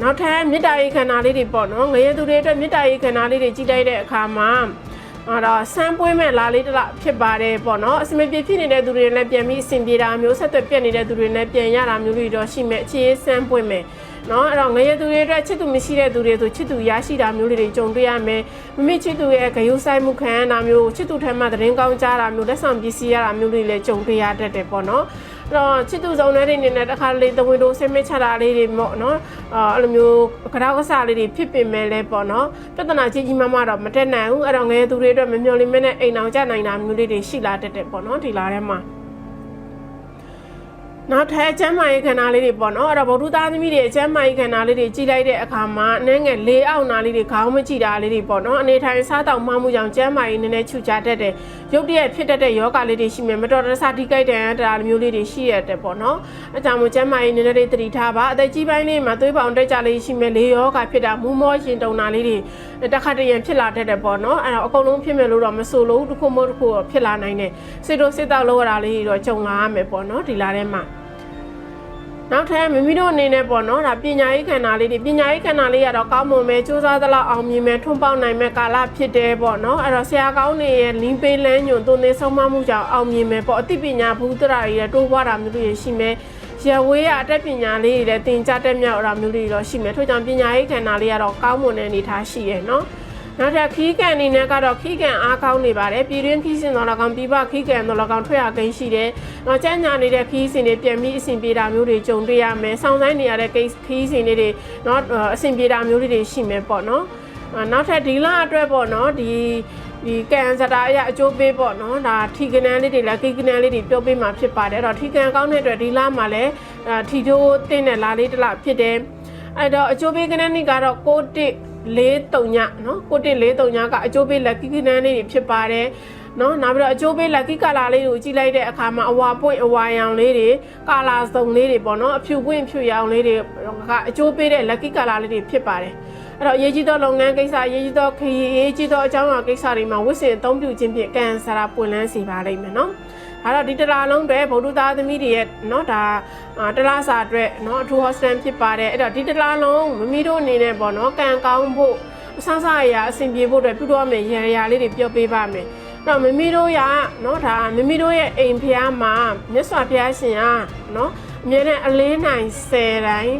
အဝါရောင်ပန်း10ပွင့်နော်အုံထညက်လေးတစ်ပွဲအမြဲလိုကက်လူပါတစ်ပတ်ကိုတစ်ချိန်နှစ်ချိန်သုံးချိန်စေတနာရှိသလိုကက်လူလို့ရပါတယ်နော်နောက်ထပ်ပြီးတော့လက်ပွင့်ကတာလက်နိုးကတာလေးတွေရွတ်ပေးပါတက်ကြီးပူဇော်ပေးတာလေးတွေမိဘအဝတ်စားလျှော်ပေးတာလေးတွေပေါ့နော်မကြပြုလုပ်ခြင်းမြင်နဲ့ကံကောင်းခြင်းတွေရရှိလာမှဖြစ်တဲ့ခက်ခဲမှုတွေလွတ်မြောက်လာပါလိမ့်မယ်နော်ဒီရတရားလေးတွေပြုလုပ်ပေးပြီးတော့ကံကောင်းမှုတွေယာယူပေးပါဒီနေ့မှစဗုဒ္ဓသားသမီးတွေအစားအစာအရာအစဉ်ပြေမှုရှိကြပါစေလုပ်ငန်းစီးပွားပိုင်းတွေတိုးတက်ကြပါစေအသက်ရှူတိုင်းနဲ့ဝင်ငွေတွေတိုးကြပါစေယောဂဘေးအနေဘေးတွေကင်းဝေးပြီးစိတ်ဤချမ်းသာခြင်းကိုယ်ဤကျန်းမာခြင်းနဲ့ပြည့်စုံပြေဝနိုင်ကြပါစေလို့ဆရာမကနေဆုတောင်းမေတ္တာပို့သလိုက်ပါရဲ့ရှင်။ဒီလမှာဆိုရင်ကြာသာပရိသတ်သမီးရဲ့လုပ်ငန်းစီးပွားပိုင်းတွေကိုစတင်ပြီးတော့ပြပေးသွားမှာဖြစ်တယ်။အဲ့တော့ဒီလအတွက်လုပ်ငန်းစီးပွားပိုင်းတွေကတော့ကြည်လိုက်တဲ့အခါမှာမမတို့ရဲ့လုပ်ငန်းပိုင်းတွေမှာခက်ခဲထိငွေမှုလေးတွေရှိတယ်ဆိုရင်ပြန်ပြီးတော့လွတ်မြောက်လာမယ့်ကာလနော်ဖြစ်တဲ့ရက်တက်နေတဲ့လုပ်ငန်းလေးတွေပြန်ပြီးအဆင်ပြေလာတာမျိုးတွေရှိမယ်လုပ်ငန်းအခွင့်အလမ်းကောင်းတွေပေါ်ထွက်လာတာမျိုးလေးတွေကြုံတွေ့ရမယ်ပေါ့နော်အဲ့တော့ဘာပဲလုပ်လို့ပြိုင်ဆိုင်မှုလေးတွေနည်းငယ်ကြုံတွေ့ပြီးမှမယ်အဆင်ပြေမယ်လေအဆင်ပြေနိုင်တယ်ပေါ့ခက်ခဲမှုလေးတွေကြုံတွေ့ပြီးမှပဲအဆင်ပြေလာနိုင်တယ်ပေါ့နော်အဲ့တော့အရေးပါသောခြေလမ်းတစ်တွေစတင်ပြီးတော့လုပ်ကင်နိုင်တဲ့လာလေးတစ်လဖြစ်ပါတယ်စက်တူရှယ်ယာလုပ်ငန်းပေါ့နော်စုပေါင်းလုပ်ငန်းလေးတွေကတော့တိုးတက်လာတာမျိုးတွေတော့ရှိမယ်ရဝေးနဲ့ဆက်သွားတဲ့လုပ်ငန်းလေးတွေလည်းအဆင်ပြေမယ်ပေါ့နော်အခုကလို့ဘာပဲလုပ်ငန်းပိုင်းတွေမှာအရာလွယ်လင်းတကူမဖြစ်နေပဲအနောက်ရှက်ခက်ခဲလေးတွေကြုံတွေ့ပြီးမှပဲအဆင်ပြေသွားတာမျိုးလေးတွေကြုံမယ်လုပ်ငန်းအပြောင်းလဲပေါ့နေရာထိုင်ခင်းအပြောင်းလဲကိစ္စလေးတွေပေါ်မယ်ကောင်းသောပြောင်းလဲခြင်းမျိုးတွေရှိမယ်ပေါ့နော်ဝန်ထမ်းဆိုရင်လည်းပဲလုပ်ငန်းပိုင်းထဲမှာစ စိတ်ကောလူရောပင်မဲနာမျိုးတွေရှိမယ်ပြောင်းရွှေ့ပြောင်းလဲကိစ္စတွေပေါ်မယ်ပေါ့နော်တော့နေရာဌာနတော့၎င်းပေါ့နော်လက်ရှိဒီလောက်ကနေတခြားလုပ်ငန်းတွေပြောင်းလုပ်တာတော့၎င်းပေါ့နော်အစိုးရဝန်ထမ်းတွေဆိုရင်အပြောင်းရွှေ့ပြောင်းလဲကိစ္စတွေပေါ်တာမျိုးလေးတွေကြုံတွေ့ရမယ်နော်ရာထူးလားစာတိုးတာမျိုးလေးတွေလည်းရှိလာနိုင်တယ်ပေါ့နော်အဲ့တော့လုပ်ငန်းပိုင်းနဲ့ပတ်သက်ပြီးတော့အကြီးအကဲထက်လူကြီးပိုင်းနဲ့အကူအညီထောက်ပံ့ကောင်းလေးတွေရရှိလာတာမျိုးလေးတွေကြုံတွေ့ရမယ်ပေါ့နော်အဲ့လိုမျိုးအဲ့တော့မမီတို့အနေနဲ့ပေါ့နော်ဒါဒီအကန်စာရာအရကြည့်မယ်ဆိုရင်လုပ်ငန်းတစ်စတင်ပြီးတော့လောက်ကင်မဲ့သူတွေအတွက်ကလည်းဒီလမှာလုပ်ငန်းတစ်လုပ်လို့ရတဲ့เนาะအနေထားလေးရှိရတဲ့လုပ်ငန်းတစ်လုပ်ဆောင်မယ်ဆိုရင်လည်းအဆင်ပြေမဲ့လာလေးတစ်လဖြစ်ပါတယ်เนาะနောက်ထပ်မမီတို့အနေနဲ့ပေါ့နော်ဒီလာထဲမှာဒီရောင်းဝယ်လုပ်ငန်းလုပ်နေတဲ့သူတွေပေါ့နော်ရောင်းဝါကောင်းနေမယ်အမြတ်အစွန်းတွေရရှိမယ်တိုးလောင်ထားတဲ့ပစ္စည်းရတဲ့ပြီးတော့အမြတ်အစွန်းရရှိတာမျိုးလေးတွေကြုံတွေ့ရလိမ့်မယ်ပေါ့နော်ဒီလအတွင်းမှာဆိုရင်တောက်ကြနဲ့အင်ခါနဲ့ဗုဒ္ဓနဲ့လုပ်ငန်းတွေအဆင်ပြေမယ်နော်ဒီလုပ်ငန်းတွေနဲ့စတင်ပြီးတော့လုပ်ငန်းလုပ်မယ်ဆိုရင်လည်းပဲလုပ်လို့ရတယ်ပေါ့နော်အဲ့တော့တောက်ကြနဲ့နေရတော့တွတ်တန်တစ်လုပ်ငန်းတွေဟိုတယ်နဲ့ခီးသွားလာရေးလုပ်ငန်းတစ်တီးလုပ်ငန်းတွေပေါ့နော်အဲ့လိုမျိုးတွေအကျိုးပြုတယ်နောက်ထပ်ပြီးတော့ဘရူးနဲ့နေဖြစ်တဲ့လူသုံးကုန်ပစ္စည်းလည်းဖေးဆိုင်ဝက်ရှော့ရေးလုပ်ငန်းရွှေလုပ်ငန်းလျှက်စစ်ပစ္စည်းလက်ပါရေးရပေါ့နော်လက်မှုပညာနဲ့ပတ်သက်တဲ့လုပ်ငန်းတွေအကျိုးပြုတယ်နောက်ထပ်အင်္ဂါနဲ့နေဖြစ်တဲ့စားသောက်ကုန်စတိုးဆိုင်ဆန်စီဆေးစက်ပစ္စည်းနဲ့ပတ်သက်တဲ့လုပ်ငန်းလေးတွေစက်တူ share လုပ်ငန်းလေးတွေအကျိုးပြုပါတယ်ဒီလုပ်ငန်းလုပ်နေတဲ့သူတွေအတွက်ကတော့အဆင်ပြေလာလိမ့်မယ်ပေါ့နော်မမိအိမ်ကိုလည်းဒီတောက်ကြနန်တို့နော်ဗုဒ္ဓနန်တို့အင်္ဂါနန်တို့ထိုနံပစ္စည်းတွေအဝင်ရှိပါလိမ့်မယ်ပေါ့နော်နောက်ပြီးတော့ဒီနေ့ပိုင်းထဲမှာလည်းပေါ့ကောင်းမှုကုသိုလ်လေးတွေဒီလာပိုင်းထဲမှာလည်းကောင်းမှုကုသိုလ်လေးတွေပြုအပ်ကမ်းရှိတယ်နော်ကောင်းမှုဟိုဒီတသေးလေးပဲဖြစ်ဖြစ်ကြီးကြီးပဲဖြစ်ဖြစ်နော်လောကကိန်းရှိပါတယ်ကောင်းမှုကုသိုလ်လေးတွေပေါ့နော်အဲ့လိုမျိုးပြုအပ်ကမ်းရှိတယ်အဲ့တော့ဒီလမှာဆိုရင်ပေါ့နော်ဒီလုပ်ငန်းကိုင်ငန်းကိစ္စလေးတွေကတော့တိုးတက်ပြောင်းလဲလာမဲ့လာလေးတစ်လဖြစ်တဲ့ကံဉဏ်အားဆိုင်ပြီးတော့စ조사အားထုတ်မှုဖြစ်အောင်မြင်နိုင်နိုင်မယ်နော်အဲ့တော့လုပ်ငန်းစီးပွားရေးလုပ်တဲ့နေရာမှာဘာသာရေးလေးနဲ့တွဲလုပ်ပါเนาะအန်ဒီကင်းကာတာလက်ပွင့်ကာတာလေးရွတ်ပြီးတော့လုပ်ငန်းစီးပွားလုပ်ပါခက်ခဲမှုတွေလွတ်မြောက်လိမ့်မယ်เนาะနောက်ထပ်လူမှုရေးခန္ဓာလေးတွေကိုကြည့်လိုက်တဲ့အခါမှာအကြီးမားပြဿနာတော့မရှိဘူးလုပ်ငန်းပိုင်းတွေမှာတော့ပြိုင်ဆိုင်မှုတွေကတော့အနေငယ်ရှိနေမယ်အတိုက်ခံလေးတွေရှိနေမယ်ပေါ့เนาะနောက်တစ်ခုပါပေါ်လဲဆိုတော့လူလိန်ခံရတဲ့အတွက်เนาะသတိထားပါလူယုံဒုက္ခပေးတတ်တယ်ပေါ့เนาะဂယုစိုက်နောက်ပြီးတော့ဆရာကောင်းနော်ဆရာကောင်းတွေတွေ့တာမျိုးမိတ်ဆွေကောင်းတွေတွေ့တာမျိုးတွေရှိမယ်ဆရာကောင်းမိတ်ဆွေကောင်းတွေအကူအညီထောက်ပံ့ကောင်းလေးလည်းရရှိလာတတ်တယ်ပေါ့နော်နောက်သူတို့ဘာကိစ္စကိုဝေရောက်ကူညီပေးရမျိုးဖြည့်ရှင်းပေးရမျိုးတွေကြုံတွေ့ရတတ်တယ်ဘာပဲလှုပ်သတိထားပြီးတော့ပြုလုပ်ပြောဆိုနိုင်တော့ကိုယ့်အတွက်ပိုပြီးအားကောင်းတယ်ပေါ့နော်အဲ့တော့ပြိုင်ဆိုင်မှုတွေတိုက်ခိုက်မှုတွေကိုက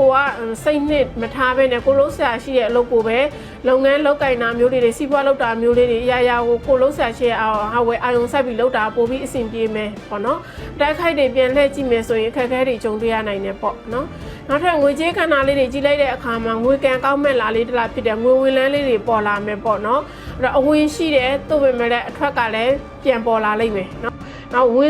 င်လန်းဝင်မယ်ကုန်လန်းကုန်မယ်ဆိုတဲ့သဘောပဲเนาะငွေရအဝင်ရှိတယ်ဒါပေမဲ့ကုန်စရာရလည်းပြန်ပေါ်လာမယ်ငွေလူလိမ်ခံရတဲ့တတိထားရစရာရှိရတွေပေါ့เนาะပြန်များတာမျိုးလေးတွေရှိရတဲ့အတွက်ငွေချင်းကားတာအမခဏလေးတွေတတိထားပေါ့เนาะအဲ့တော့ဖြန်နေနဲ့ငွေရှာတာလေးတွေတတိထားရှောင်ပါเนาะငွေကိုချွေတာသုံးမယ်ဆိုရင်စိနဲ့ကန်းနဲ့သုံးမယ်ဆိုရင်ငွေမြဲနိုင်တယ်ငွေဝင်ဌာနကောင်းမှုပြုပေးပါเนาะနောက်ပြီးတော့ဒီလာထဲမှာကျန်းမာရေးခန္ဓာလေးတွေကိုကြည့်လိုက်တဲ့အခါမှာကျန်းမာရေးမှာသွေးရနေတာလေးတွေရှိမယ်မူးမောရင်တုံတာလေးတွေခေါင်းမကြည့်တာလေးတွေပေါ့နော်အဲ့တော့လေယောဂါလေးတွေပေါ့နော်ဖြစ်တတ်တယ်နောက်ပြီးတော့ခြေလက်ထိခိုက်တဲ့ညောင်းရကိုက်ခဲတာလေးတွေဖြစ်တတ်တယ်အသက်ကြီးပိုင်းတွေကတော့လေနဲ့ပတ်သက်တဲ့ယောဂသွေးပေါင်တက်ကြလေးတွေရှိမယ်တခါလေးဆေးထိုးဆေးတောက်လို့ရတာဆေးကန်းပြတာကြီးကြုံရလိမ့်မယ်နော်နောက်ထပ်မမီတို့အနေနဲ့ပေါ့နော်ဒါအိမ်တွင်းအိမ်နောက်ရေးခန္ဓာလေးတွေပြောပေးမယ်အိမ်တွင်းအိမ်နောက်ရေးခန္ဓာလေးတွေကိုကြည့်လိုက်တဲ့အခါမှာအိမ်တွင်းအိမ်နောက်ရေးလေးတွေကတော့ကြီးမားမားပြဿနာတွေတော့မရှိဘူးเนาะဒါပေမဲ့ဒီတစ်ခါလေးပေါ့စိတ်တိုင်းမကြစိတ်လိုမကြမှုတွေအိမ်တွင်းရေးတွေမှာပေါ်လာမယ်စကားအခြေတင်လေးတွေတယောက်တစ်ခုပြောတာမျိုးတွေတော့ရှိမယ်ပေါ့เนาะနောက်ပြီးတော့အိမ်နောက်ရေးမှာပေါ့အနှဲငယ်စိတ်ညစ်စရာတွေကြုံမယ်เนาะမမိအိမ်နောက်ရေးမှာဂျားလူနောက်ရှက်လေးတွေဝင်လာနိုင်တယ်တစ်ခါလေးတဝင်းတို့စိတ်မချမှုတွေအိမ်နောက်ဘက်ပေါ်ဖြစ်ပေါ်တာမျိုးတွေတွေ့ရတယ်ပါမုတ်တဲ့ပြဿနာတွေနဲ့လည်းတယောက်တစ်ခုစကားများတာလေးတော့ရှိလာမယ်ပေါ့เนาะသူတို့ဘာအတွက်နဲ့ပတ်သက်ပြီးတော့လင်မယားစကားများတာမျိုးတွေကြုံတွေ့ရမယ်ဒါပေမဲ့ကြီးကြီးမားမားပြဿနာမရှိဘူးကွဲကိန်းပြဲကိန်းတော့မရှိလာနိုင်ဘူးเนาะ နောက်ထပ်ငရဲသူတွေအတွက်မေတ္တာဧကနာလေးတွေကြီးလိုက်တဲ့အခါနည်းငယ်စိတ်ရှုပ်ထွေးစရာလေးတွေရှိမယ်ပေါ့နော်ရှားလုံးနောက်ရှက်လေးတွေပေါ်လာမယ်ပေါ့နော်အမျိုးသမီးဖြစ်စီနောက်ရှက်မျိုးသားဖြစ်စီနောက်ရှက်လေးတွေဝင်လာမယ်ဂျားလေးသွေးပြီးတော့ဝေးရတတာမျိုးလေးတွေရှိတဲ့အတွက်နော်တတိထားမဲ့ကာလဖြစ်တယ်မိမိရှိသူကြောင့်စိတ်ပြင်းမဲ့နေရမျိုးတွေရောရှိမယ်မကြခဏအစမပြေမှုတွေရှိရပေါ့နော်ခါမသိရင်ကွက်ကိန်းပြက်ကနေကြုံတွေ့ရတဲ့အခါလေးရှစ်တို့ကအခက်နောက်ဆိုအခက်တွေ့ဝေမှုလေးတွေဖြစ်ပေါ်နေတာမျိုးလေးတွေကြုံတွေ့ရတဲ့တယ်ပေါ့နော်ဒီလာထဲမှာနောက်ထပ်ပညာရေးခန္ဓာလေးတွေကတော့ဒီလာထဲမှာရလာကောင်းလေးထွက်ပေါ်လာမယ်ပေါ့နော်ဆမွေးဖေးထားရင်လည်းအောင်မြင်မယ်တင်တက်ဖို့ရှိရင်လည်းတက်ပါနော်စိတ်နှစ်ပြီးစူးစမ်းမှုဖြင့်အောင်မြင်မှုရရှိမယ်လားလေးတလားပဲဖြစ်ပါတယ်တင်တဲ့ဆမွေးကိစ္စတွေပေါ်လိမ့်မယ်ပေါ့နော်ဒါကလေးလို့တင်တက်မဲ့ဆိုရင်တက်ပါကိုဘဝတွေထောက်ကူပြုမဲ့တင်တန်းလေးတွေဖြစ်တတ်တယ်နော်နောက်ထပ်ခရီးကံပေါ့နော်ပြည်တွင်းပြည်ပခရီးကံလေးတွေရှိလိုက်တဲ့ကြီးလိုက်တဲ့အခါမှာဒါမဲ့ခရီးစဉ်လေးတွေရှိပေမဲ့လည်းတော့ခက်ခဲကြညာနေတာမျိုးလေးတွေတော့ရှိမယ်ပေါ့မကြခင်တော့သတင်းကောင်းကြတာမျိုးတွေတော့ရှိမယ်အဲ့တော့ visa passport ကိစ္စတွေနော်ငွေကုန်ကြေးကြလေးတွေများပြီးမှရရှိတာမျိုးလေးတွေကြုံတွေ့ရတတ်တယ်နော်အဲ့တော့ဒီလအတွက်အကျိုးပေးလက်ကိကနန်းလေးတွေကိုကြည့်လိုက်တဲ့အခါမှာ၄ကနန်း၁ကနန်း၆ကနန်းတွေကတော့အကျိုးပေးလက်ကိကနန်းလေးတွေပါအကျိုးပေးလက်ကိကာလာလေးတွေကြည့်လိုက်တဲ့အခါမှာအဝါပွင့်အဝါရောင်လေးတွေနီညိုရောင်လေးနီညိုပွင့်လေးတွေပန်းရောင်ပန်းစီရောင်လေးတွေကတော့အကျိုးပေးလက်ကိကာလာလေးတွေဖြစ်ပါတယ်အရေးကြီးသောလုပ်ငန်းကိစ္စတွေအရေးကြီးသောခီးစဉ်တွေအရေးကြီးသောအကြောင်းအရာတွေမှာဝိစင်အသုံးပြုခြင်းဖြင့်ကန်ဆာပွင့်လန်းလာပါလိမ့်မယ်နော်ဒါတော့ဒီတစ်လုံးအတွက်ဒါဒီကြာသာပြည်သားသမီးတွေရဲ့နော်ထူဟော့စတန်ဖြစ်ပါတယ်ဒီတလားလုံးကံကောင်းမှုတွေပြုလုပ်ရမယ့်ရေရာလေးတွေပြောပေးပါမယ်။နောက်ကံကောင်းခြင်းတွေရရှိအောင်အမြဲတမ်းပြုလုပ်ပေးရမယ့်ရေရာလေးကတော့မိမိတို့အိမ်ဖျားမှာပေါ့နော်မိမိရဲ့မွေးနေ့တိုင်းသို့မဟုတ်နေ့စဉ်ပေါ့နော်အာယုံစွန်းတတိယိုတပွဲကတ်လူပေးပါနော်အာယုံစွန်းလေးတွေကတ်လူလို့ရတယ်တတိတို့ယိုလေးတပွဲအမြဲတမ်းကတ်လူပေးပါပေါ့နော်အစဉ်ပြေတာလည်းကတ်လူလို့ရတယ်နော်ကိုအစဉ်ပြေတို့နေ့စဉ်ကတ်လူလို့ရတယ်မိမိရဲ့မွေးနေ့တိုင်းလည်းကတ်လူလို့ရတယ်ပေါ့နော်အဲ့မိမိရဲ့မွေးနံတောက်မှာရောင်စုံရဲ့6ချောင်းနော်လူပေးပါကိုယ့်ရဲ့မွေးနံတောက်ကိုသွားပြီးရောင်စုံရဲ့6ချောင်းလူပေးပါနောက်ပြီးလူသွားလူလာလန်းလေးတွေရှင်းမှာငှက်ကလေးတွေလွတ်ပါနော်ဒီငှက်ကလေးတွေငါးလေးတွေလွတ်ပြီးတော့လိုရာဆူတောင်းမှာနောက်ပြီးတော့လက်ပွင့်ခါတာအန်တယ်ကင်းခါတာတွေရွတ်ပြီးတော့လုပ်ငန်းစီးပွားလှုပ်ဆောင်တာတွေပြုလုပ်ခြင်းဖြင့်ခက်ခဲမှုတွေလွတ်မြောက်မယ်ပေါ့နော်ဒါအစမပြေမှုတွေပြေလဲတာမျိုးလေးတွေပေါ့နော်အရာရာနော်ဒီကံကောင်းခြင်းတွေရရှိလာမှာဖြစ်ပါတယ်ဒီရေရာလေးတွေပြုလုပ်ပေးပြီးတော့ကံကောင်းမှုတွေရယူပေးပါနေမဆကြာတာပေးသားသမီးတွေအဆဆအရာအဆင်ပြေမှုရှိကြပါစေလုပ်ငန်းစီးပွားပိုင်းတွေတိုးတက်ကြပါစေအသက်ရှူတိုင်းလည်းဝင်ငွေတွေတိုးကြပါစေယောဂဘေးအနေဘေးတွေကင်းဝေးပြီးစိတ်ချမ်းသာခြင်းကိုယ်ကြီးကျန်းမာခြင်းနဲ့ပြည့်စုံပြေဝနိုင်ကြပါစေလို့ဆမဆောလာနွယ်နီကနေဆုတောင်းမေတ္တာပို့သလိုက်ပါတယ်ရှင်အားမှာဆိုရင်တောက်ကြသားသမီးတွေအတွက်လောက်ကိုင်းကိစ္စတွေစီးပွားရေးငွေရေးကြေးရေးကျန်းမာရေးအခြေရေးအိမ်တွင်းအိမ်တော်ရေးပေါ့နော်အဲ့တော့ပြုလုပ်ရမယ့်ရေရာလေးတွေအကျိုးပေးကာလာလေးတွေအကျိုးပေးကနန်းလေးရာစတစ်ခုချင်းပြောပြပေးသွားမှာဖြစ်ပါတယ်အဲ့တော့ဒီလမှာဆိုရင်တောက်ကြသားသမီးလုပ်ငန်းစီးပွားပိုင်းတွေကိုပေါ့နော်စတင်မြင်ကြည့်လိုက်တဲ့အခါမှာလုပ်ငန်းစီးပွားပိုင်းတွေကတော့ပေါ့နော်ဒါဒီလအတွင်းမှာတိုးတက်လာမယ်ကောင်းမွန်လာလိမ့်မယ်ပေါ့နော်ခက်ခဲမှုတွေလွတ်မြောက်စေမဲ့နော်ဒီလာလေးတစ်လဖြစ်ပါတယ်အခက်အခဲတွေပေါ့နော်ထင်ငေါမှုတွေကြံ့ညာမှုတွေရှိနေရင်လည်းပဲဒီလအတွက်လွတ်မြောက်စေတတ်ပါတယ်တဲ့နော်အဲ့တော့မိမိကငွေကြေးကိုဦးစားမပေးဘဲနဲ့မိမိရဲ့လုံနိုင်စွမ်းရည်ကိုအသုံးချပြီးတော့နော်ပြုလုပ်နိုင်ရင်တဲ့နော်ပုံမတိုးတက်လာတာမျိုးလေးတွေတော့ရှိမယ်ပေါ့နော်အဲ့တော့အလုံးသစ်နှစ်ခုပေါ်တာမျိုးလေးတွေရှိမယ်လုပ်ငန်းနှစ်ခုလုပ်ကင်နေရတာမျိုးလေးတွေရှိမယ်ပေါ့နော်အလုံးနှစ်ခုအလုံးတင်နှစ်ခုပေါ်လာတာတော့၎င်းအလုံးနှစ်ခုဒီပိုင်းနဲ့လောက်ကင်ရတာမျိုးလေးတော့၎င်းပေါ့နော်ဒါဒီလာထဲမှာပေါ်လာမယ်ပေါ့လုပ်ငန်းတစ်တွေလည်းပေါ်လာမယ်ပေါ့ဆက်တူရှယ်ယာလုပ်ငန်းလေးတွေတော့အဆင်ပြေလာတတ်တယ်ပေါ့နော်ဒီလာထဲမှာအဲ့တော့လုပ်ငန်းပိုင်းတွေမှာတော့အနေငယ်တော့ပေါ့နော်ဒီအတိုက်ခိုက်လေးတွေတော့ရှိနေမယ်ပေါ့နော်လုပ်ငန်းပိုင်းတွေပေါ့ရောင်းဝယ်လုပ်ငန်းလေးတွေကတော့ရောင်းမှန်းတာမယ်အမြဲဆုံးလေးတွေရရှိမယ်ပေါ့နော်လုပ်ငန်းတိုးချက်လုပ်ကင်ဂိမ်းလေးတွေလည်းရှိတယ်ပေါ့နော်အဲ့လိုမျိုးအဲ့တော့တိုးလာထားတဲ့ပစ္စည်းတွေအမြဲဆုံးရတာမျိုးလေးတွေကြုံတွေ့ရတတ်တယ်နောက်ဝင်းနှန်းနေဆိုရင်အလုံးမှာနော်ယာဒူးကောင်းလားစာကောင်းနေရာကောင်းရတာမျိုးတွေတော့ရှိမယ်နော်အကြီးကဲကြောင့်အနေငယ်တော့စိတ်ပြင်းမဲ့နာမျိုးတွေရှိမယ်လုပ်ငန်းပိုင်းထဲမှာတော့ပြိုင်ဆိုင်မှုလေးတော့အနေငယ်ရှိမယ်နော်အဲ့တော့ဒီလာထဲမှာဆိုရင်စီးပွားရေးလုပ်ငန်းပိုင်းတွေကိုမိမိတို့အနေနဲ့အနေငယ်လေးအားစိုက်ထုတ်ပြီးတော့စ조사နိုင်ရင်အောင်မြင်မှုရရှိမဲ့လာလေးတစ်လဖြစ်တယ်အဲ့တော့ဒီလအတွင်းမှာလုပ်ငန်းသေးစတင်မယ်ဆိုရင်တနင်္ဂနွေနဲ့ပါတဲ့လုပ်ငန်းတွေတော့ကြာတာပေးနဲ့လုပ်ငန်းတွေအင်္ဂါနဲ့ပါတဲ့လုပ်ငန်းတွေအကျိုးပြုတယ်ဒီနယ်လုပ်ငန်းလုပ်ကိုင်နေတဲ့သူတွေလည်းအဆင်ပြေလိမ့်မယ်ပေါ့နော်အဲ့တော့တနင်္ဂနွေနဲ့နေဖြစ်တဲ့ရောင်းဝယ်လုပ်ငန်း online shop electronic ပစ္စည်းဥယျာဉ်ခြံလုပ်ငန်းအိဆောက်ပစ္စည်းရောင်းဝယ်လုပ်ငန်းတွေပေါ့နော်အေးဆိုင်လုပ်ငန်းတွေနောက်ကြာတာပေးနဲ့နေဖြစ်တဲ့ပွဲရုံလုပ်ငန်း ပွဲစားလုပ်ငန်းပရိဘောကပဲရောင်းတာမုံရောင်းတာပွဲရုံပွဲစားအတတ်ပညာဉာဏ်ပညာနဲ့ပတ်သက်တဲ့လုပ်ငန်းမွေးမြူရေးလုပ်ငန်းတွေနော်အကျိုးပြုတဲ့အင်္ဂါနံတွေဖြစ်တဲ့စားတောက်ကုန်စတိုးဆိုင်ဆန်စီဆေးဆက်ပစ္စည်းနဲ့ပတ်သက်တဲ့လုပ်ငန်းတွေပေါ့နော်အကျိုးပြုတဲ့အဲ့လုပ်ငန်းလုပ်နေတဲ့သူတွေအတွက်လည်းဒီလမှာစီးပွားရေးကောင်းမွန်မဲ့အနေအထားမှာရှိရပေါ့နော်ဒီနံပစ္စည်းတွေလည်းမမိအိမ်မှာအဝင်ရှိတယ်ကောင်းမှုကုသိုလ်လေးတွေလည်းပြုအပ်ကန်ရှိတယ်နော်ဒီလထဲမှာ